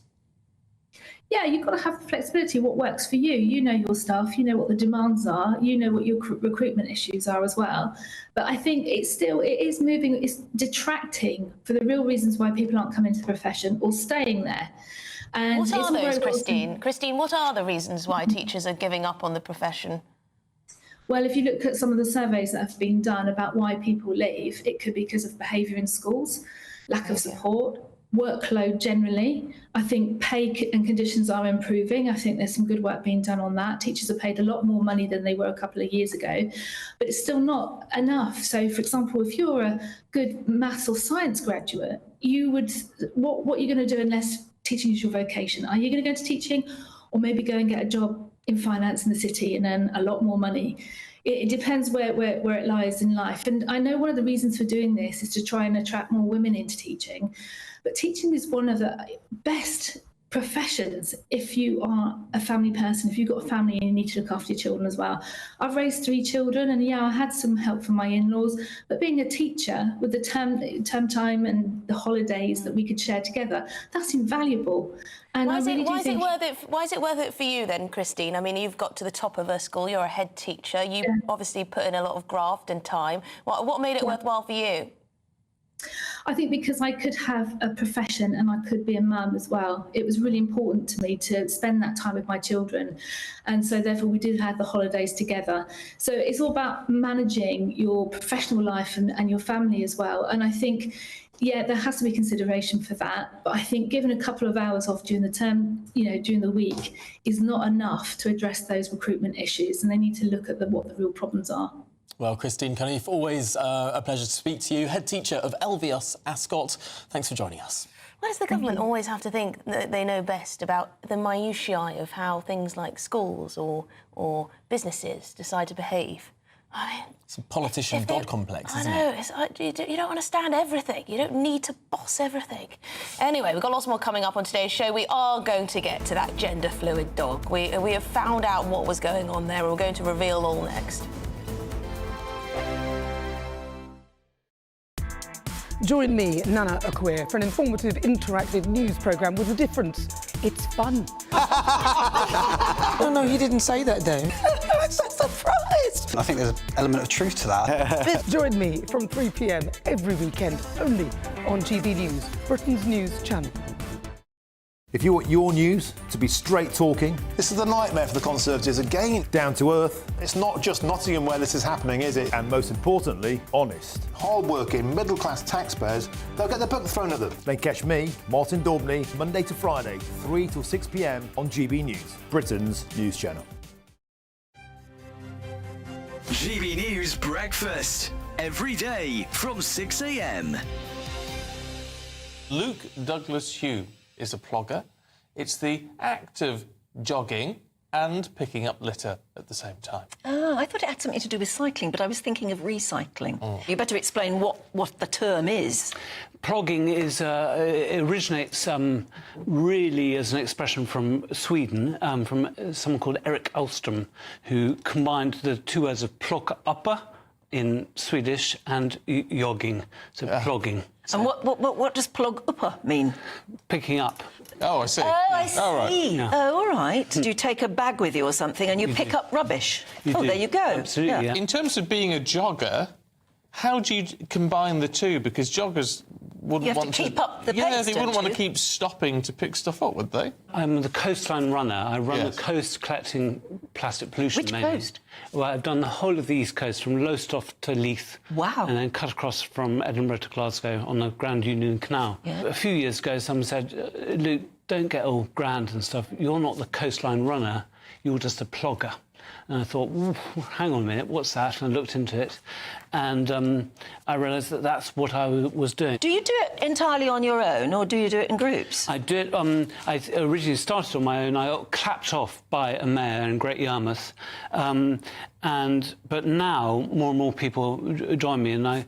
What I find interesting is that, I mean, jogging, you could say, is just something you do for yourself, for your body, but what you're doing is something extra.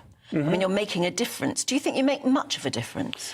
No, to be honest. I don't. I think I'm making a difference in raising awareness of not polluting our beaches so much. GB News, the People's Channel. Every Saturday, 10 till 12, we'll bring you all of the news that you need to know. We'll also remind you that there is so much to smile about. It's my favourite time of the week. I get to relax, enjoy some light-hearted stories, and let Ellie teach me about fashion too.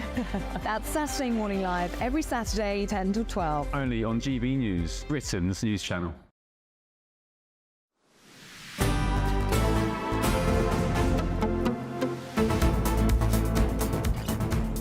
Good afternoon, Britain. It's just gone 10 to 2.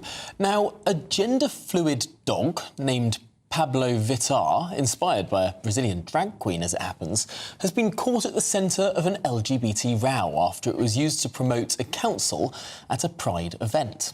Yes, OK, so a social worker was harassed... There's the dog, by the way. A social worker was harassed by colleagues at Cambridgeshire County Council after being accused of making non-inclusive and even transphobic comments about the dog and was subsequently formally disciplined by managers. She's since been awarded a total of £55,000 compensation for her loss of earnings and injuries to feelings.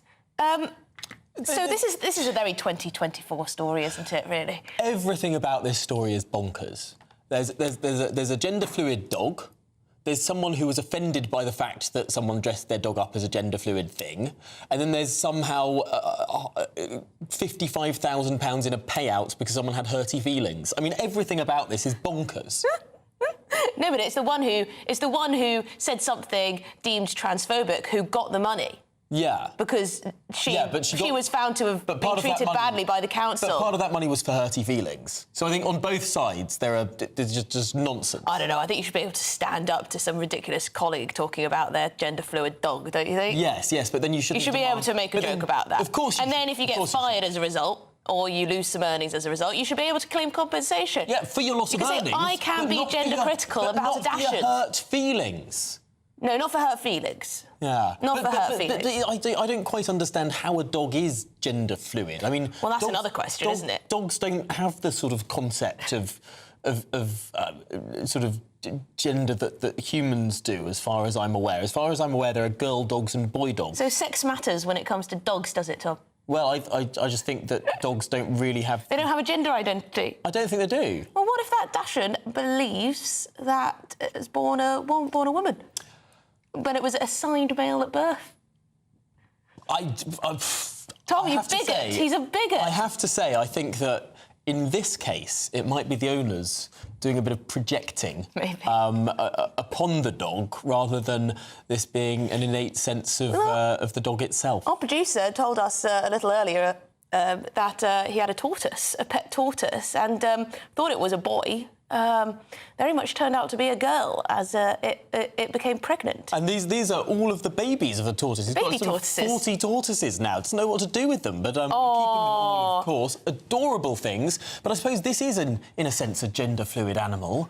Thought it was a bloke. Turned out to be a bloke that got pregnant. Oh, wait, it's a girl. Pregnant tortoises. Yes. Thanks to Lewis Mackenzie, our wonderful producer, for bringing us those pictures of his own tortoises. Now, much more to come up on the show, including news from the Middle East. Much more serious. Don't go anywhere. A brighter outlook with Box Solar, sponsors of weather on GB News. Hello, good morning. Welcome to your latest GB News weather update. Another sunny afternoon to come for many of us once this early cloud lifts and clears. But it will be a fairly breezy day, particularly across southern areas, as we do have an onshore breeze from the North Sea. That's thanks to this area of high pressure, which is bringing that fine weather we're seeing at the moment, but also an easterly breeze. And that breeze will be quite brisk, actually, particularly across southeastern areas close to the Channel, and also across more western areas of southern England later on today, particularly to the western areas of high ground across parts of Wales. But elsewhere, clouds should clear up quite nicely as we head into this afternoon, and there will be more in the way of that September warmth to come.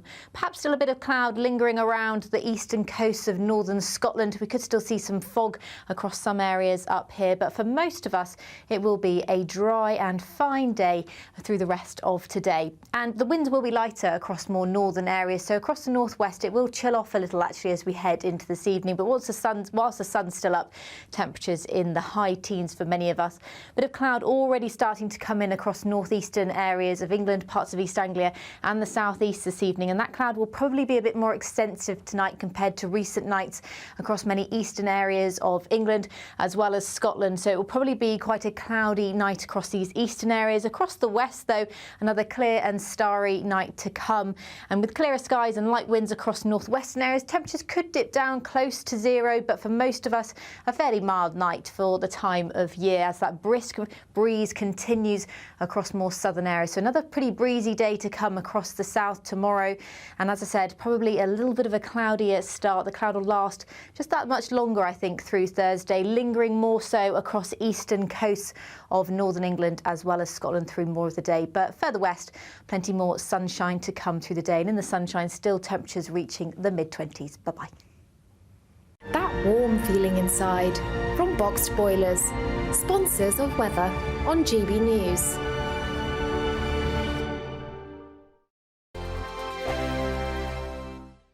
You could be good luck. The Britain I grew up was the most peaceful, gentle society that has ever existed. That has been destroyed. Opinion polls show immigration is the #1 concern to the British public. Are you proud to be British? Yeah, I'm ever so proud. My name is Stephen Edgington, and in this documentary, I want to find out how Britain became a nation of immigrants. Immigration, the Truth. Available from the 19th of September at gbnews.com. Mark Dolan tonight is your weekend dose of news, debate and entertainment. This sounds like a wild conspiracy theory. Don't miss My Big Opinion. Mark Meets and My Take at 10.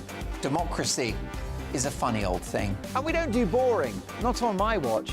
I just won't have it. Let's go and get another glass of that bubbly. You've earned it. That's Mark Dolan tonight, Saturday and Sunday, 9 to 11, only on GB News, the People's Channel, Britain's news channel.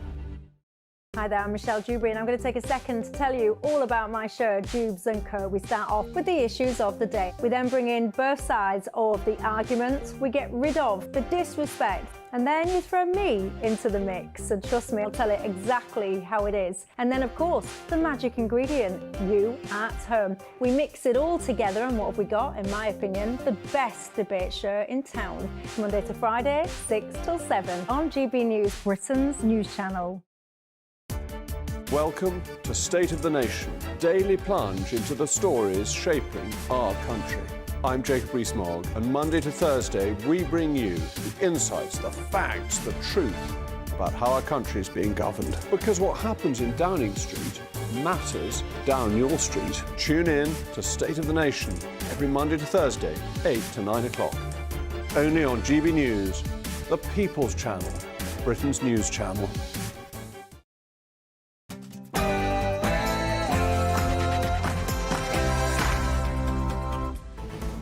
Good afternoon, Britain. It's 2 o'clock on Wednesday, the 18th of September. I'm Tom Harwood. And I'm Emily Carver.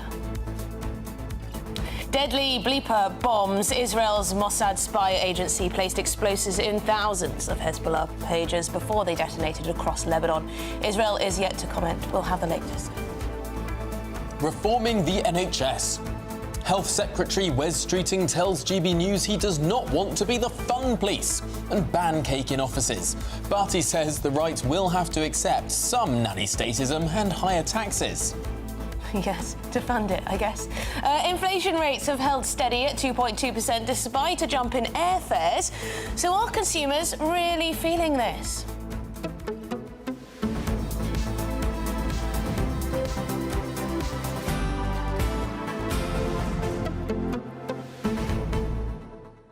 In the last few minutes, we've learnt that Sue Gray, the Chief of Staff to the Prime Minister, earns more than the Prime Minister. £3,000 more every year. And apparently, behind the scenes, she was given a nudge and said, would you mind just taking a little pay cut, just so it doesn't look like you're earning more than the Prime Minister? Apparently, she said absolutely not. So there you go, she stood her ground. She didn't want to take a pay cut to make the Prime Minister look good. I'm starting to feel sorry for Keir Starmer now.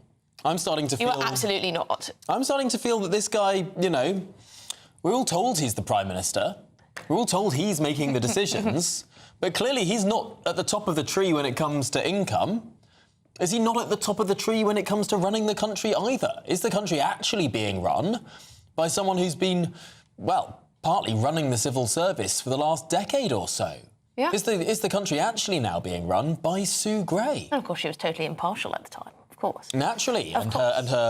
She was impartial. Her son, who's now a Labour MP, was impartial.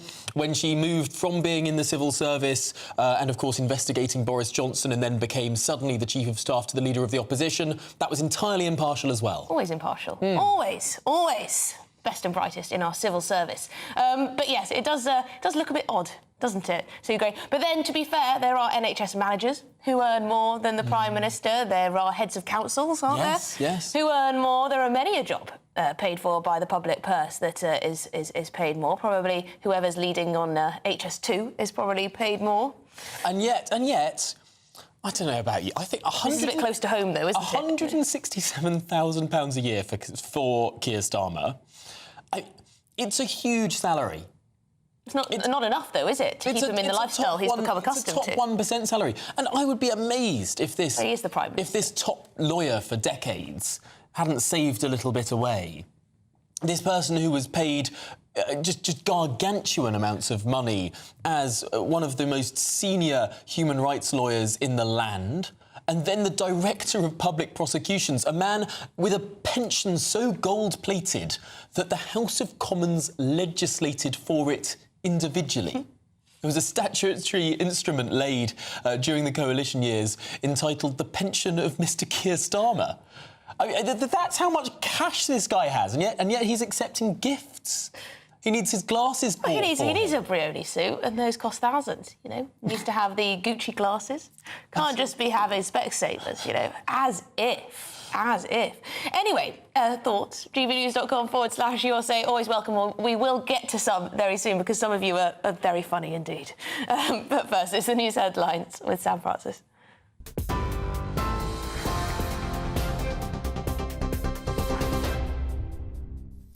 Tom, Emily, thank you very much. Good afternoon to you. The top story at 2 o'clock. America's top diplomat, Antony Blinken, says the United States was in no way involved in the thousands of simultaneous explosions across Lebanon. The US Secretary of State has been holding a press conference in Cairo today after what's believed to have been a remote attack targeting handheld communications devices. The Hezbollah terrorist group are accusing Israel for that attack, as the death toll in Lebanon has now risen to 12, including 2 children. We've also heard in the last hour or so that 19 Iranian Revolutionary Guards were also killed in Syria. That's according to reports on Saudi television. Here, Development Minister Annalise Dodds says the UK will be supporting the civilians impacted in the explosions. Like many others, I woke up this morning to the news and reports of developments in Lebanon, and this clearly is an awful situation. I'm very concerned to hear about the reports of civilian casualties. Clearly, I don't know all of the details of this.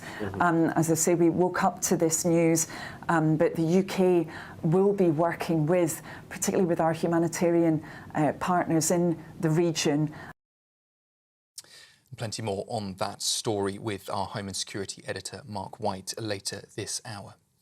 In other news, drivers from the ASLEF union have overwhelmingly backed a new pay deal from the Department of Transport, ending a dispute that began in 2022. The deal promises drivers a 15% pay rise over 3 years, with almost 97% of the union's 20,000 members voting in favour. Since July of 2022, train drivers have walked out for 18 days, crippling services across England and beyond. But with the new agreement, passengers can look forward to some long-awaited stability on the rails. Post Office boss Nick Reed will step down next year after a turbulent tenure marked by the Horizon IT scandal. Reed has called it a great privilege to lead through extraordinarily challenging times for the Post Office. He took the helm in 2019 after the controversial departure of Paula Reynolds, who faced backlash over her handling of the Horizon crisis. Mr Reed's departure follows criticism from MPs and his exoneration from misconduct allegations earlier this year. The public inquiry into the crimes of convicted child serial killer nurse Lucy Letby is continuing today in Liverpool. The investigation is scrutinising how Letby, now serving 15 life sentences, was able to murder 7 babies and injure 7 more while she was working at the Countess of Chester Hospital. Yesterday, the mother of child D told the inquiry that having CCTV in her daughter's hospital room could have prevented her murder. The inquiry is now looking into whether all neonatal units across England should install CCTV. Our North West of England reporter Sophie Reaper is in Liverpool for us today, where that inquiry is taking place. This morning we are expecting to continue with evidence from parents. We're expecting to hear from the mother of child E and child F, twin boys who were both attacked by Letby. Child E was murdered via an injection of air, and child F, it was an attempted murder charge, poisoning with insulin. He did survive. Now, this morning we're unable to go into Liverpool Town Hall, into the inquiry itself, partially because of concerns around anonymity, but also, as I'm sure our viewers can understand, it must be incredibly difficult for those parents to stand up and to share the impacts that this has had on them and the lives of their wider families. Sophie Reaper there for us in Liverpool. Well, inflation remained above the 2% target today, unchanged at 2.2% last month, with new data out earlier. Prices in hospitality, holidays and hotels, possibly boosted by the final leg of Taylor Swift's tour, are driving the inflation figures, with inflation in the services sector up to 5.6% in August. Treasury Chief Darren Jones says years of sky-high inflation continues to put strain on Britain's families, despite the slower rise. He also added the government is determined to fix the foundations of the economy to ease pressure on households. And we have been out speaking to a number of people on Birmingham streets for their thoughts on the figures. I think it sounds good, but us as consumers don't see in the shops and that the prices are holding. They feel like they're going up all the time. It's still too high, to be fair. It's too much. Prices are expensive. You go in the shops and they've gone up by 30 and 40 pence, not pennies like they used to. I think it's quite a crisis for students, especially. You know, with student finance, it's not sufficient enough for students these days. Keir Starmer, what is the business? Keir Starmer, what's happening? Keir Starmer, help. Keir Starmer, fix the economy. You're the man in charge. Keir Starmer, you're the big man. A range of opinions there on the streets of Birmingham. Finally, for you, TGI Fridays UK operator has entered administration as the company is scrambling to sell its 87 restaurants nationwide. The chain's parent company hopes to complete the sale by the end of September, potentially saving thousands of jobs. But it's not clear if a buyer will be found, and they say it may not be enough to cover the company's debts. Those are the latest headlines for now. I'll be back with you for another roundup at 2:30. For the very latest GB News direct to your smartphone, sign up to News Alerts by scanning the QR code or go to gbnews.com/alerts.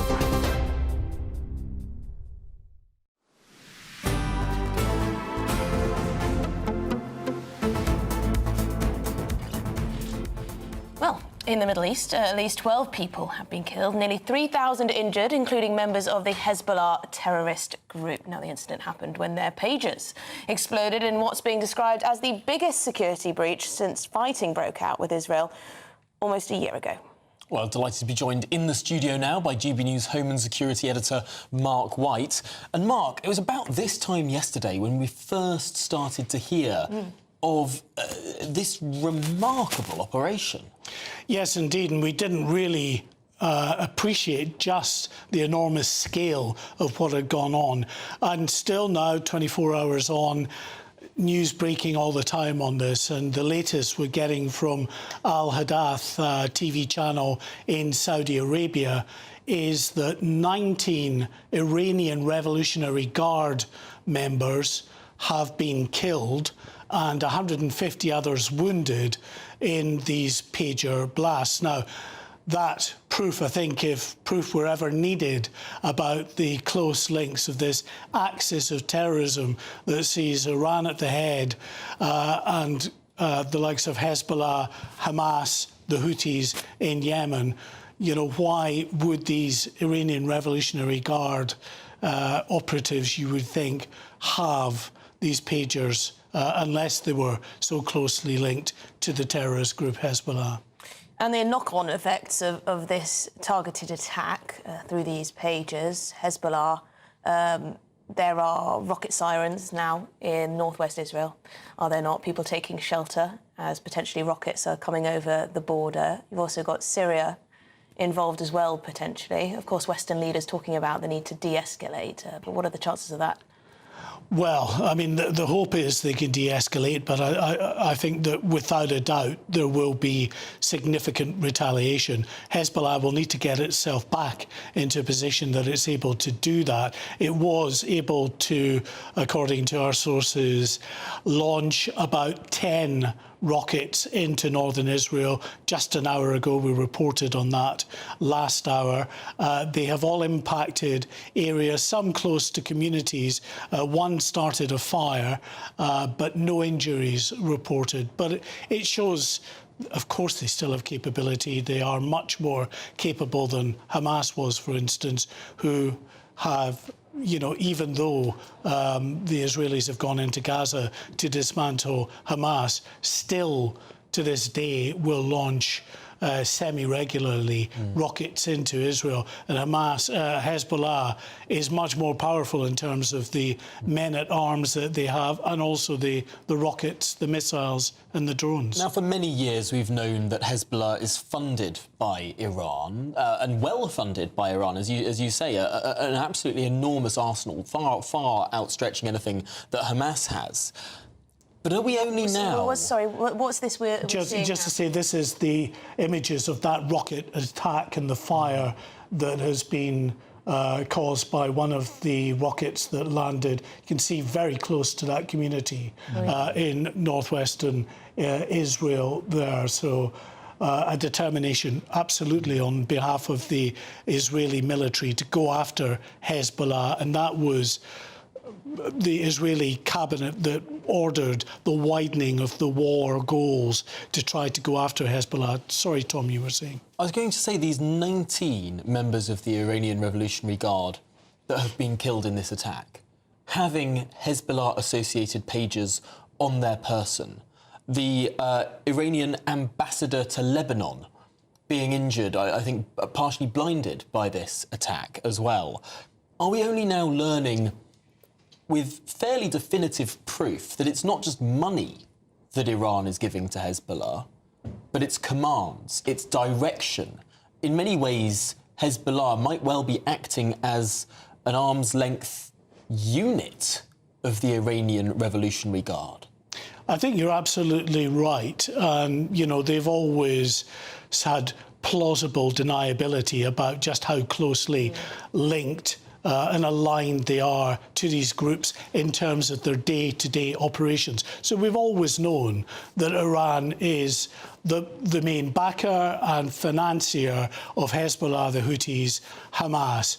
But they've always said, you know, that they had no word, for instance, in advance about the October 7th attacks. They don't have any word about what Hezbollah might be doing. They're completely independent. Well, that clearly is just not borne out by what we're seeing. If the Iranian ambassador in Lebanon himself had one of these Hezbollah terrorist pagers and was injured as a result of viewing it when it went off, these 19 Iranian Revolutionary Guardsmen have been killed and 150 others injured in eastern Syria. It just shows you the tentacles of this terrorist network, say, headed by Iran, but spreading right throughout that area of the Middle East surrounding Israel. And Israel will argue, as they do very publicly, that they've got to go after this axis of terrorism to deal with them. But yet there is a lot of condemnation already of Israel's decision to launch this attack on Hezbollah, as there always is. Yes, of course. There are those who will always urge restraint on the part of Israel, but Israel will argue, and they have argued, that if we take it from October the 7th, that, you know, they had to respond to that. They're responding to that. They're left with no choice but to degrade and dismantle Hamas, to get the hostages freed, and have no option but to respond to the 8,000 plus rockets, missiles and drones that have come over from Hezbollah, from southern Lebanon, into Israeli territory since the October 7th attacks. Well, Mark White, thank you so much. An absolutely fascinating development in the Middle East, one we'll keep an eye on. We're going to turn to domestic politics now. Health Secretary Wes Streeting unveiled Labour's plans to reform the NHS, saying the NHS has been in crisis for nearly 15 years. But can the new government turn it around? Well, joining us now is our political editor, Christopher Hope. Christopher, was there some meat on the bones when it came to actually what reform means? Yes, hi Tom, hi Emily, hi, welcome to the Westminster where Wes Streeting, the Health Secretary, had just spoken to the IPPR. He gave some interesting indication of his thinking going forward as he tries to get us to eat more healthily, be more healthy, and help the NHS when we get ill. He says on his shoulder, he's got the Guardian on one shoulder and the Daily Mail on the other. The Guardian's saying, don't reform the NHS, don't make it more privatised. The Daily Mail says, don't be too nanny state about it, make sure you stay out of our lives. And he's trying to marry those two the spaces and those two inclinations he's got as the Health Secretary. But he said there's a real problem here, that 900,000 fewer people are working since the COVID pandemic. He said that if we don't act now, demand for healthcare will bankrupt the NHS. A 10-year plan for the NHS will be unveiled in early next year. We've had many of those over the years. I can remember many of them, as you both can. I asked him for GB News about the issue of the nanny state and how far he felt that might go under this Labour government. Here's what he had to say to us. You wouldn't ban bringing cake into offices, if you remember. Is that still the case now you're in government? And has the nanny state gone too far by banning smoking in pub gardens? And just finally, it's a very nice suit. Did you pay for it yourself? I did, thank you very much. I always take compliments where I can get them, especially from you. I was at NHS England the other day and saw an abundance of sugary treats around the building. I've not reported them to the Chief Medical Officer yet, but there's a serious kind of point. There's a serious point here. I'm really not interested in being the fun police or telling people how to live their lives, and people certainly won't have to worry about closing their curtains at night in case I'm peering through the window and looking at what they're eating, drinking or smoking. That's not the kind of society I want to live in. Wes Streeting there saying he doesn't want to be the fun police. You don't have to draw your curtains to avoid the prying eyes of officials seeing if we're eating healthily at home. I also asked him about who paid for his suit. That's because of the donations from Lord Ali has paid for thousands of pounds worth of clothes, dresses for Lady Starmer, and of course famously glasses for Sir Keir Starmer, amongst other things. He said, yes, I pay for this suit. Well, thank you very much, indeed, Christopher Hope, our political editor in Westminster. He was listening to Wes Streeting, the Health Secretary, talk about the NHS. But there's some other news going on in the political world, isn't there, Tom? Absolutely. There's lots of talk about money, about gifts, as Chris was mentioning, the dresses, the glasses. But now there's a question mark over salaries too, because in the last hour or so, we've learnt that the Chief of Staff to the Prime Minister, a lady named Sue Gray, actually earns more than the Prime Minister. Here to tell us all about it is our very own political correspondent, Catherine Forster. Pretty extraordinary story. Yes, it really is. So the Prime Minister earns £167,000 a year from his role. But his Chief of Staff, Sue Gray, of course, a very controversial appointment because she was a hugely important Whitehall civil servant for a long time. She led the Partygate inquiry, which was a factor, let's face it, in the fall of Boris Johnson.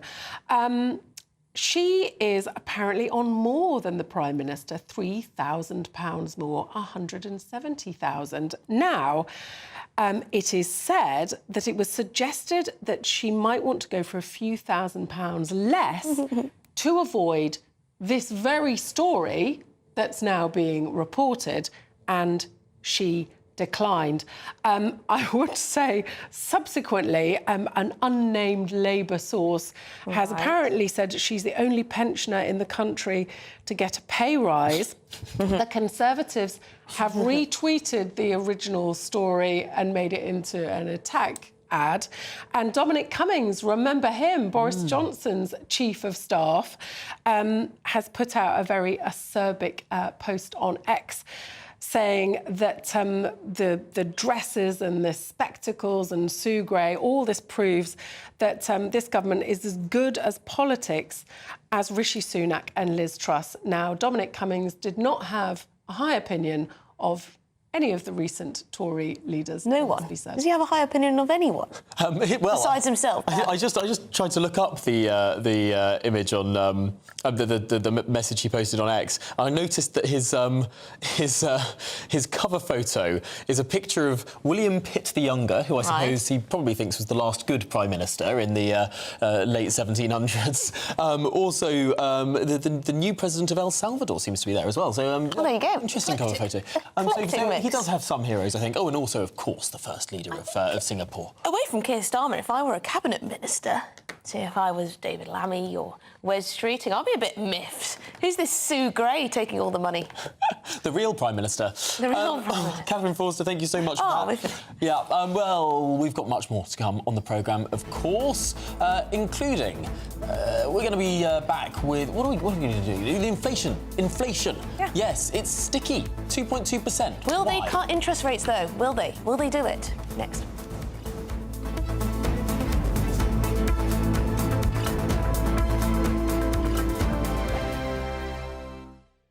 Sunday with Michael Portillo from 11, only on GB News. With her novels Persuasion and Northanger Abbey both set in Bath, the city has taken to honouring their author each year with the Jane Austen Festival. Over 3,500 Austen fans flock to the city, many in their Regency finery and many coming from abroad. You can join the throng and follow the author along streets whose buildings look much the same as when she strolled past them over 200 years ago. Dating back to 2001, the festival is the world's largest and longest-running celebration of the Romance writer.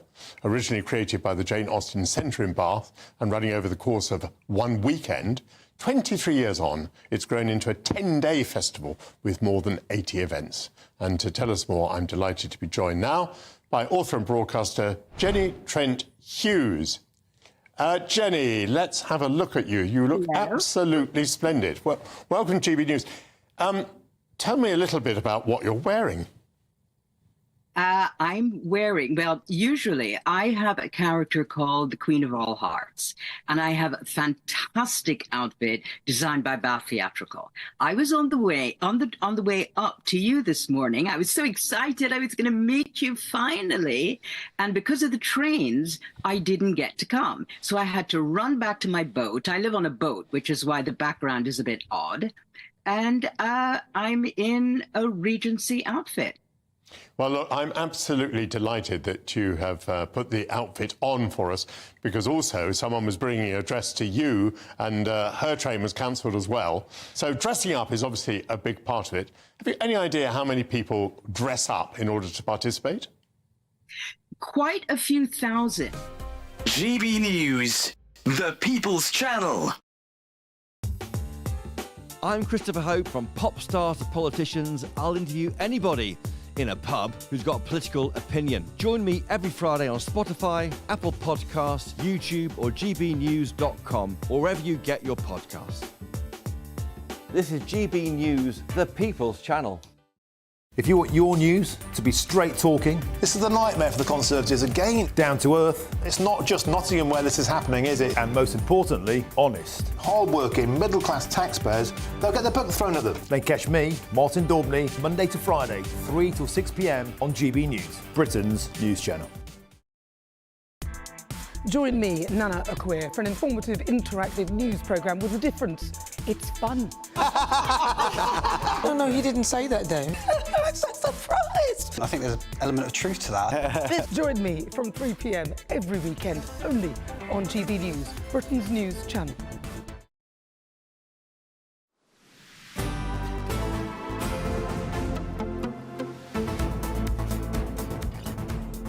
Good afternoon, Britain. It's 26 minutes past 2. Inflation remained above the 2% target, unchanged at 2.2% last month, with new data showing that out today. Yes, so prices in hospitality, holidays, hotels, possibly boosted by the final leg of Taylor Swift's UK tour, maybe, are driving inflation, with inflation in the services sector up to 5.6% in August. Taylor Swift, she's driving inflation, no doubt. Outrageous. The Starmer's 2 trips to those Taylor Swift concerts are also to blame. I wonder if we're going to ask the Prime Minister about that in the fullness of time. But these latest figures come as the Bank of England is expected to keep interest rates unchanged at 5% when it meets on Thursday. Well, an economist has just leapt into the studio. Thank you very much indeed for coming. Economist and co-founder of Regently, Justin Earthquart-Stewart. Thank you very much. What are we to make of these figures then? Inflation stubborn, not much higher than target, though. Yeah, I mean, these figures month by month, actually look at the overall trend, and, we've seen them coming down, but be wary. There are still big inflation issues. Traditionally, British inflation normally came from wage rises and those sort of things. We go back to the 70s, when we got to actually 25% inflation, I remember, in 1 year. It was appalling. Most of this inflation is actually down to supply and constrictions of supply. So actually, all it takes is one boat getting stuck in the Suez Canal and just-in-time delivery suddenly falls apart. And so you end up then with this that rise of prices coming through, which actually the government can't do anything about. If it's domestic, then there's something they can try and do. But the main thing is try and get the economy going. So the question about having interest rates at 5%, they should be significantly lower. And 0.25% is not going to make much difference. But Justin, economists across the board are guessing that the bank is not going to agree with you tomorrow. They're guessing that the bank is going to go cautious, although some might call it reckless, and keep rates at 5%. Well, I mean, it's ridiculous. We go back to the banking crisis, where they cut rates right the way down, and then they found themselves rates going up. And the economy has been slow. What do you try and do? Keep the cost of money lower, and the one great thing it'll give you is a bit more confidence. It's not going to mean people are going to rush out spending, but those who are on, say, tracker mortgages and things like that, and the idea that money is getting cheaper, therefore adds to the view that businesses can start investing again. So it's a little, it'll make a change. 0.25%, not much, but it's a change in attitude. Where are we with the investment at the moment? Because there's been quite a lot made of high net worth individuals deciding, actually, I'm going to up sticks and go to somewhere where I feel more appreciated and where perhaps there are lower taxes. There's a lot of fear around this budget, isn't there? Yeah, there is. And business fear, also consumer fear. It's there. Well, the trouble is, you see, previous Labour governments don't actually have always a very good track record on these sort of things. And we know what politicians are like. A technical term is lying sometimes.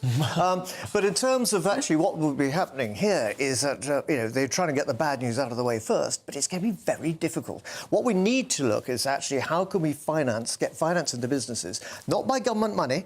What you could have is government incentives.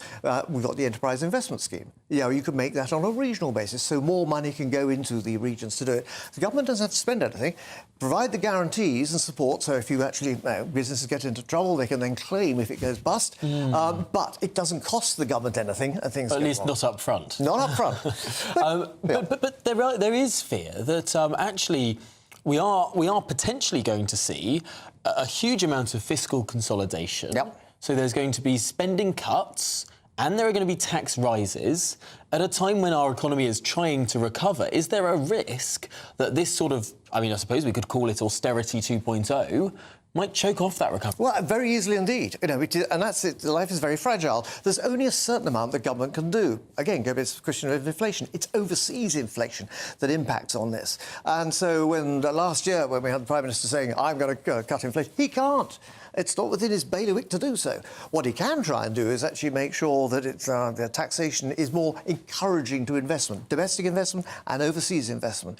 Remember, we actually set up more businesses in this country than France and Germany together in any 1 year. It varies, but we're really good at being entrepreneurial. Where we're bad at is actually then taking it to the next stage in terms of secondary financing. You say, well, the banks do that. No, they don't. That's not that. They provide cash flow support and things like that. So we stay very small. We don't grow our businesses. No, we have to. No, that's that's something that we can work on as a country, isn't it? Napoleon called us a nation of shopkeepers. He meant it, of course, as an insult, but I think it's something we can be proud of. Justin Earthquart-Stewart, thank you so much for talking us through that. We've got lots more coming up on today's show, including Labour's own border chief. This was the role that wasn't filled for very long. He said that actually smashing the gangs isn't good enough. It's not going to stop the boats. So what's next after the news?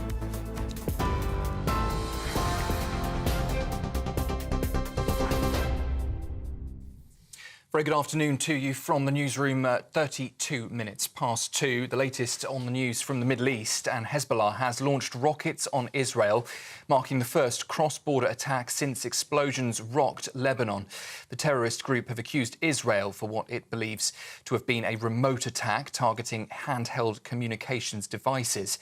The Israeli Defense Forces say they did strike a Hezbollah target last night, but haven't commented on their involvement in the explosions. 12 people, including 2 children, were killed in the blasts and nearly 3,000 remain in hospital. We've also heard this afternoon that 19 Iranian Revolutionary Guards were also killed in Syria, according to reports on Saudi television. Development Minister Annalise Dodds has also said today that the UK will be supporting civilians who were impacted in the explosions. Train drivers have called time on their strikes with a new pay deal now agreed. ASLEF union members voted overwhelmingly to accept a 15% pay rise over 3 years, ending 2 years of industrial action. The strikes, which began in July 2022, caused major disruption across England. With 18 days of walkouts and overtime bans, the dispute impacted millions of passengers. Now, though, with the deal approved by 97% of ASLEF's members, services are expected to return to normal. A massive blast has rocked Russia's Tver region after a Ukrainian drone strike hit a major ammunition depot, forcing a mass evacuation. Videos seen here show the fireball lighting up the night sky with explosions, while NASA say they also detected intense heat over a 14-square-kilometre area. Local officials confirmed the blast, but details still limited, with the media there under military censorship. Ukraine's security service says the strike destroyed missiles and artillery shells, though Kyiv has not yet officially commented. Posting voice recordings online could lead to scam attempts, according to a leading bank. Starling Bank says AI voice cloning technology is being used to imitate people's voices, allowing scammers to target family members for money. Almost half of those surveyed had no idea such scams existed, while 1 in 12 said they would still send money even if a call seemed strange. To prevent fraud, people are being advised to agree on a safe phrase with loved ones. And TGI Friday's UK operator has entered administration as the company scrambles to sell its 87 restaurants nationwide. The chain's parent company hopes to complete the sale by the end of September, potentially saving thousands of jobs. However, it's not clear if a buyer will be found, and it may not be enough to cover the company's debts. And if you're watching on television, eagle-eyed viewers, you may have noticed one of those burgers was upside down. Those are the latest GB News headlines for now. I'll be back with you. No, I won't. Sophia Wensler will be here in half an hour. For the very latest GB News direct to your smartphone, sign up to News Alerts by scanning the QR code or go to gbnews.com/alerts.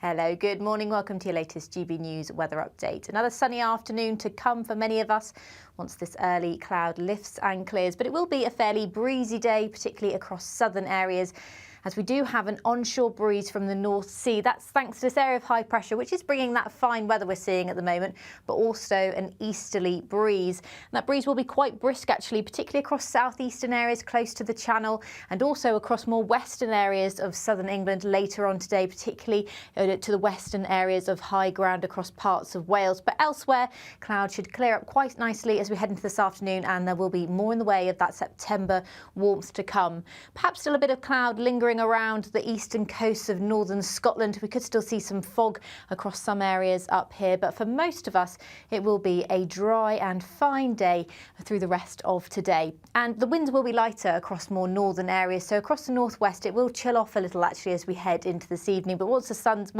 still up, temperatures in the high teens for many of us. Bit of cloud already starting to come in across northeastern areas of England, parts of East Anglia and the southeast this evening, and that cloud will probably be a bit more extended extensive tonight compared to recent nights across many eastern areas of England as well as Scotland. So it will probably be quite a cloudy night across these eastern areas. Across the west, though, another clear and starry night to come. And with clearer skies and light winds across northwestern areas, temperatures could dip down close to zero, but for most of us, a fairly mild night for the time of year as that brisk breeze continues across more southern areas. So another pretty breezy day to come across the south tomorrow. And as I said, probably a little bit of a cloudier start. The cloud will last just that much longer, I think, through Thursday, lingering more so across eastern coasts of northern England as well as Scotland through more of the day. But further west, plenty more sunshine to come through the day. And in the sunshine, still temperatures reaching the mid-20s. Bye-bye. The latest GB News travel. Good afternoon. Hello again to you. I'm Jules Buckley. Let's go to Norfolk and Hillington. The A148 is shut between the Grimston turnoff and the Dersingham turnoff. A collision there causing queues. That's been the case since about 11:15 this morning. Northway in Oxford, the westbound A40 at the Cutsler roundabout. There's a lane block there for breakdown. That's causing queues. Eastbound M4 in Berkshire in the roadworks just after the Reading turnoff at junction 11. Slow going follows an earlier broken down car. Better news there though, all lanes are back open. Queuing anti-clock for the M25 before the Dartford Tunnel. Slow in patches back towards Swanley at 3. That follows there an earlier collision. And Mill Hill in Botley in Hampshire, the A334 blocked between the Boogle Inn and the Barrage turning. Slow there, an obstruction causing delays back to the Maypole roundabout. And for now, that's the latest. You can stay up to date throughout the day by visiting our website, gbnews.com.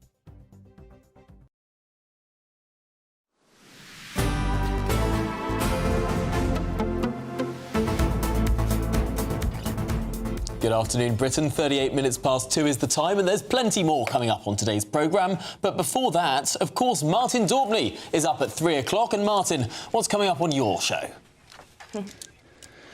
Top of the show today, guys. We've got a sensational GB News exclusive. Could the Reform Party's leader, Nigel Farage, be kicked out by a democratic change to the party thanks to a hostile takeover? To discuss that, we're joined in the studio by Reform's Lee Anderson, and as well as all the latest on Free Gear Keir and Lady Victoria Sponger, I'll be asking Lee Anderson, do you pay for your own suits? Do you pay for your own football tickets? And an astonishing report today shows that only 20% of convicted paedophiles in Britain end up going to jail. Are we simply going too soft on paedophiles despite a 25% increase in those crimes in the past year alone, according to the NSPCC? Of course, I'm putting that to Lee Anderson as well. An action-packed show, all come in from 3 p.m. Sounds fantastic, Martin. And it does sound like we are going incredibly soft on paedophiles. All of these suspended sentences, no one's seeing any time actually inside a cell for their crimes. But Martin, it sounds like a fantastic show. I'll be tuning in. That hostile takeover of the Reform Party, that could get messy. Well, they've been promising a constitution for quite some time, promising a democratic way to remove whoever is the leader. I suppose it just depends what that threshold is. If they create a system like the Tories have, they'll have a new leader every blooming week. Well, speaking of constitutional changes and the like. Very good. It's been 10 years since the Scottish independence referendum, where 45% of the nation voted to leave the United Kingdom, to go it alone. Yeah, to separate, split, partition the country. Destroy with a the United Kingdom. Of 84.6%. It was the highest recorded turnouts for any election or referendum for over 100 years. But is there any appetite for another vote? And has Scotland changed much in the last decade? I must say, some of my Scottish family, some of their friends anyway, are very pro Scotland leaving the United Kingdom. Really? Yeah. Is that why you were wearing blue today? No, but our Scotland reporter Tony Maguire can actually tell us what it is on the ground, what the mood is like on this. Tony, 10 years on from that referendum, independence still controversial as ever. Where are the people of Scotland? Good afternoon. Well, certainly, you know, it's the kind of the whole story is really over the last couple of years as well. The SNP has seen something of a decline in support. That actually support for independence has stayed somewhat steady, but steady below the 50% mark, which is kind of an important detail there. I think that we've seen quite a lot of leaders sort of come and go, and every leader goes to every Prime Minister and every Prime Minister refuses. Last year, of course, we had the courts also refusing Scotland to find their own way. So Scotland, or the SNP, is essentially in a bit between a rock and a hard place because it has no routes open, and at the same time it's trying to run the country as well as keep the momentum going. Now, John Swinney today, he had a speech here in Edinburgh, and it was interesting to hear him almost get quite fondly looking back at those years despite the result, and very much looking at what Scotland is now 10 years later, that he is at the helm of its government. But I think we've got a wee clip just to give you some insight into the words from Scotland's First Minister this morning. The world was watching us, waiting to see if they were about to witness the birth of the world's newest independent country. As Polling Day approached, you could barely walk 10 yards without spotting a window poster, or stumbling across a street stall or a campaign rally, or eavesdropping on the folk at the bus stop or in the queue at the post office, having an in-depth philosophical discussion about economic or defence policy. Today, in 2024, we must reawaken that sense of hope, of optimism and of possibility that was so prevalent 10 years ago. It is time for us to talk to each other again. And when I say each other, I mean to talk to everyone in Scotland. Now, certainly there's been marches and rallies recently that haven't been the best populated, but tonight there's one, and I'm telling you, by the way that they've blocked all the streets and pavements off around Holyrood, it certainly seems like they're expecting big numbers. We'll certainly need to keep an eye on that, but 10 years on, I think Scotland is really just in the nostalgic phase at this point. As and when we'll see another referendum, or if, I think we'll need to leave that up to the leaders of our country. Really, I must say it's a beautiful day in Edinburgh by the looks of things. Very warm indeed. No jacket needed. Thank you very much, Tony Maguire, for bringing us that. 10 years on. Of course, if Scotland had voted to leave the United Kingdom, it would be a very grey and dreary day today. Some of you have got it. Sun is clearly shining upon the United Kingdom. Some of you are quite harsh on the Scots here. No. Yeah, I mean, Nicholas says just, I'm not sure if I can say that word on the telly, can I? What's that word? No, you can't. You can't say. No, just get lost. Yes, get lost and good luck with your shortbread and whiskey. England has more important things to worry about. Sorry, was that Nicholas? Nicholas, this country was built by Scots. All of the success that this country has had since the early 1700s, and actually before then, since the Union of the Crowns, what has created the most successful political union known to man has been the union of our two countries. This has created the greatest modern enlightenment, the most inventions, the greatest technological progress, exporting democracy around the world. I get the point.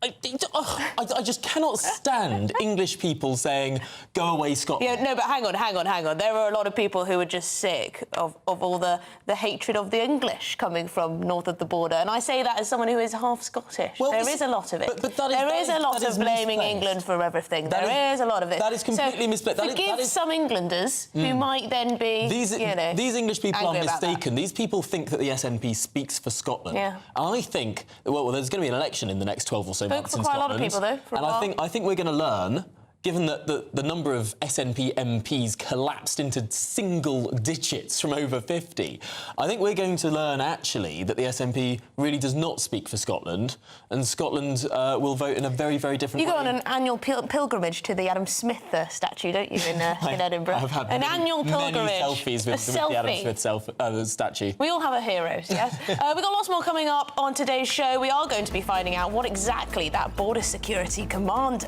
in the new job has to say about the smash the gangs policy. Next.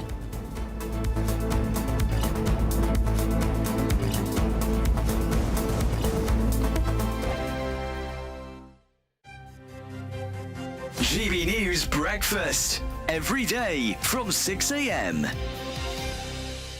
Prince Harry has got in touch with a lot of people surrounding the royals about a possible return, some sort of easing himself back into what goes on in this country, and tries to repair his image. This has been reported today in the Daily Mail. Yeah, the major move is being branded as Operation Bring Harry In from the Cold, as he's allegedly growing dissatisfied with advice from American-based image experts. Let's now speak to Jack Stooks. Now, Jack is a former gardener, senior gardener, top man at Highgrove there. And did you know Harry, Jack? Yes, yeah, I did. The Harry I knew was always amazing, really good, lovely to be around. I think everybody wanted to be around him, really. He was the sort of life and soul of the family. What we've got to remember is at the time, we knew a book was coming out. We knew various things might come from that. We knew that there was problems with Meghan's family, and there was a lot going on at the time. I think things have, sort of been brushed aside to an extent. Whether or not the book was a mistake, I mean, he might think it was a mistake. He might not think it was a mistake. What we tend to do is we judge him on just the fact that he wrote the book. What we don't think is, why did he write the book? We don't ask the questions as to there was a reason behind him having to have his story known. And maybe, he needed that. Maybe he felt he just needed people to know his side of the story. Hopefully, that family can forgive. I mean, not forget, but be able to sort of move on in a different way. GB News, the People's Channel. I'm Christopher Hope. From pop star to politicians, I'll interview anybody in a pub who's got a political opinion. Join me every Friday on Spotify, Apple Podcasts, YouTube or gbnews.com, or wherever you get your podcasts. This is GB News, the People's Channel. Every Saturday, 10 till 12, we'll bring you all of the news that you need to know. We'll also remind you that there is so much to smile about. It's my favourite time of the week. I get to relax, enjoy some light-hearted stories, and let Ellie teach me about fashion too. That's Saturday Morning Live, every Saturday, 10 till 12. Only on GB News, Britain's news channel. In the GB Newsroom, we bring you the news as it happens. With our team of dedicated journalists across the UK, we're ready to keep you up to date with what's happening every half an hour, every single day. Bulletins here on GB News, the People's Channel, Britain's news channel.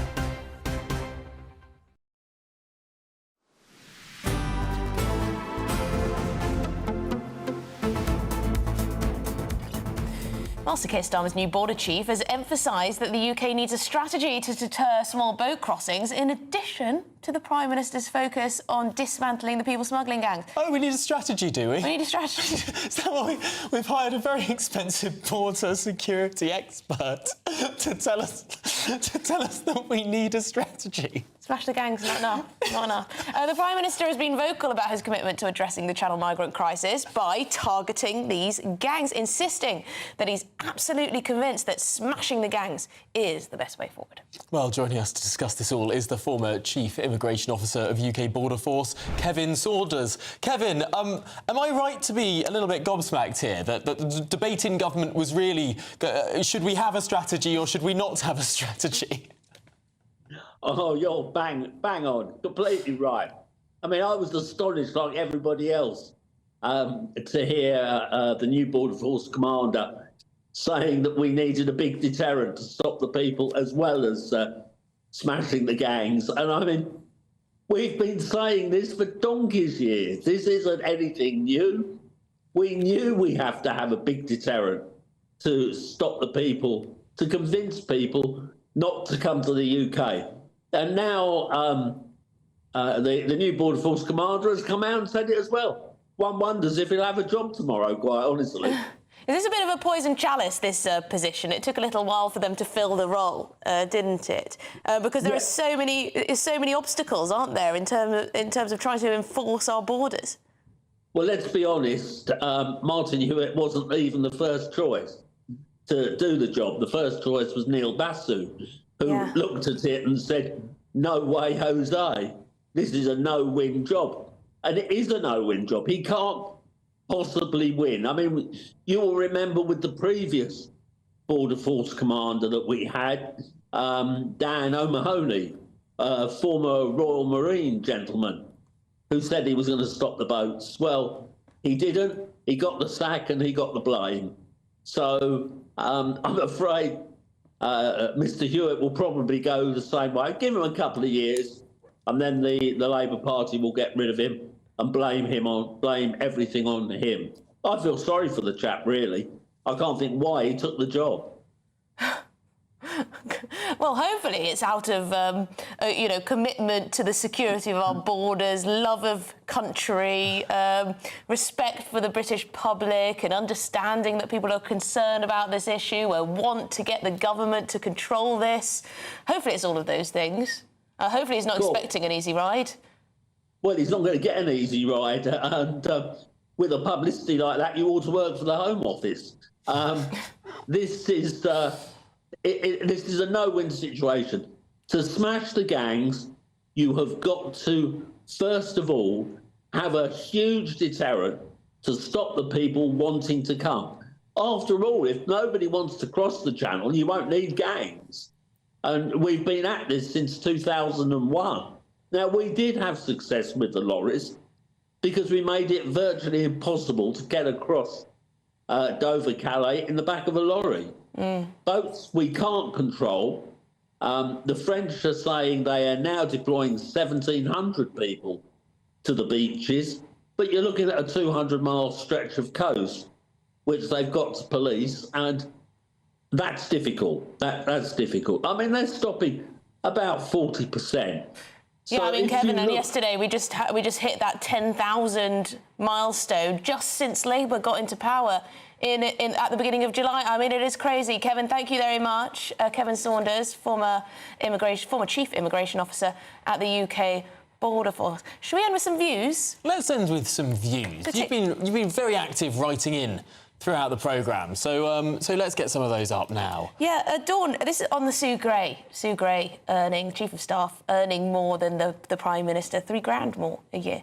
Dawn says, Sue Gray, higher income than the Prime Minister. It's just a prelude to the Prime Minister giving himself a huge, unwarranted, unjustified pay rise, taking taxpayers as fools yet again. Oh, you're cynical, Dawn. You're cynical.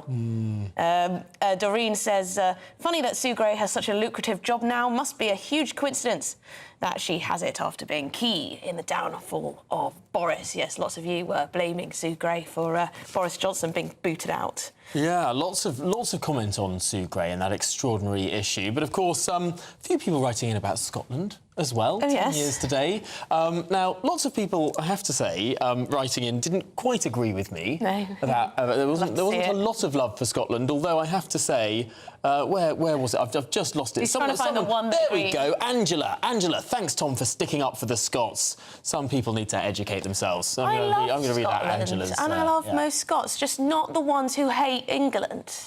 Find it hurtful. Hurtful. There you go. Well, thanks for joining us throughout Good Afternoon Britain. Martin Daubney is, of course, up from 3 o'clock, so don't go anywhere. Tomorrow. A brighter outlook with Bob Solar, sponsors of weather on GB News. Your latest GB News weather update. Staying dry and sunny for many of us through the rest of today. Still a breeze, though, across southern areas. That'll last into tomorrow as well. And tonight we'll see that cloud push in from the east coast as well, with high pressure sat to the north and east of the UK, springing settled weather, but also this easterly wind. And that's what will bring in the cloud overnight tonight across many eastern areas of England, parts of eastern Scotland as well. We could see some sea fog by tomorrow morning. So perhaps a bit of a murky start for many eastern and central areas by tomorrow morning. Across the north and west, though, a fairly dry and bright start to the day. Clear skies overnight. I mean, temperatures could fall down close to zero, but it should be a fairly mild start for most of us first thing on Tuesday. But probably quite dull, actually, for the large proportion of England and Wales, with the best of any brighter weather across more northwestern areas. There's still a risk of some low cloud across the far northern parts of the Highlands, the Northern Isles as well, but western parts of the Highlands as as well as the Western Isles will see plenty of sunshine. That includes Northern Ireland, parts of North West England, West Wales, South West England too. But the further south we go, the stronger the breeze will be. So it will be another easterly breeze through Thursday, bringing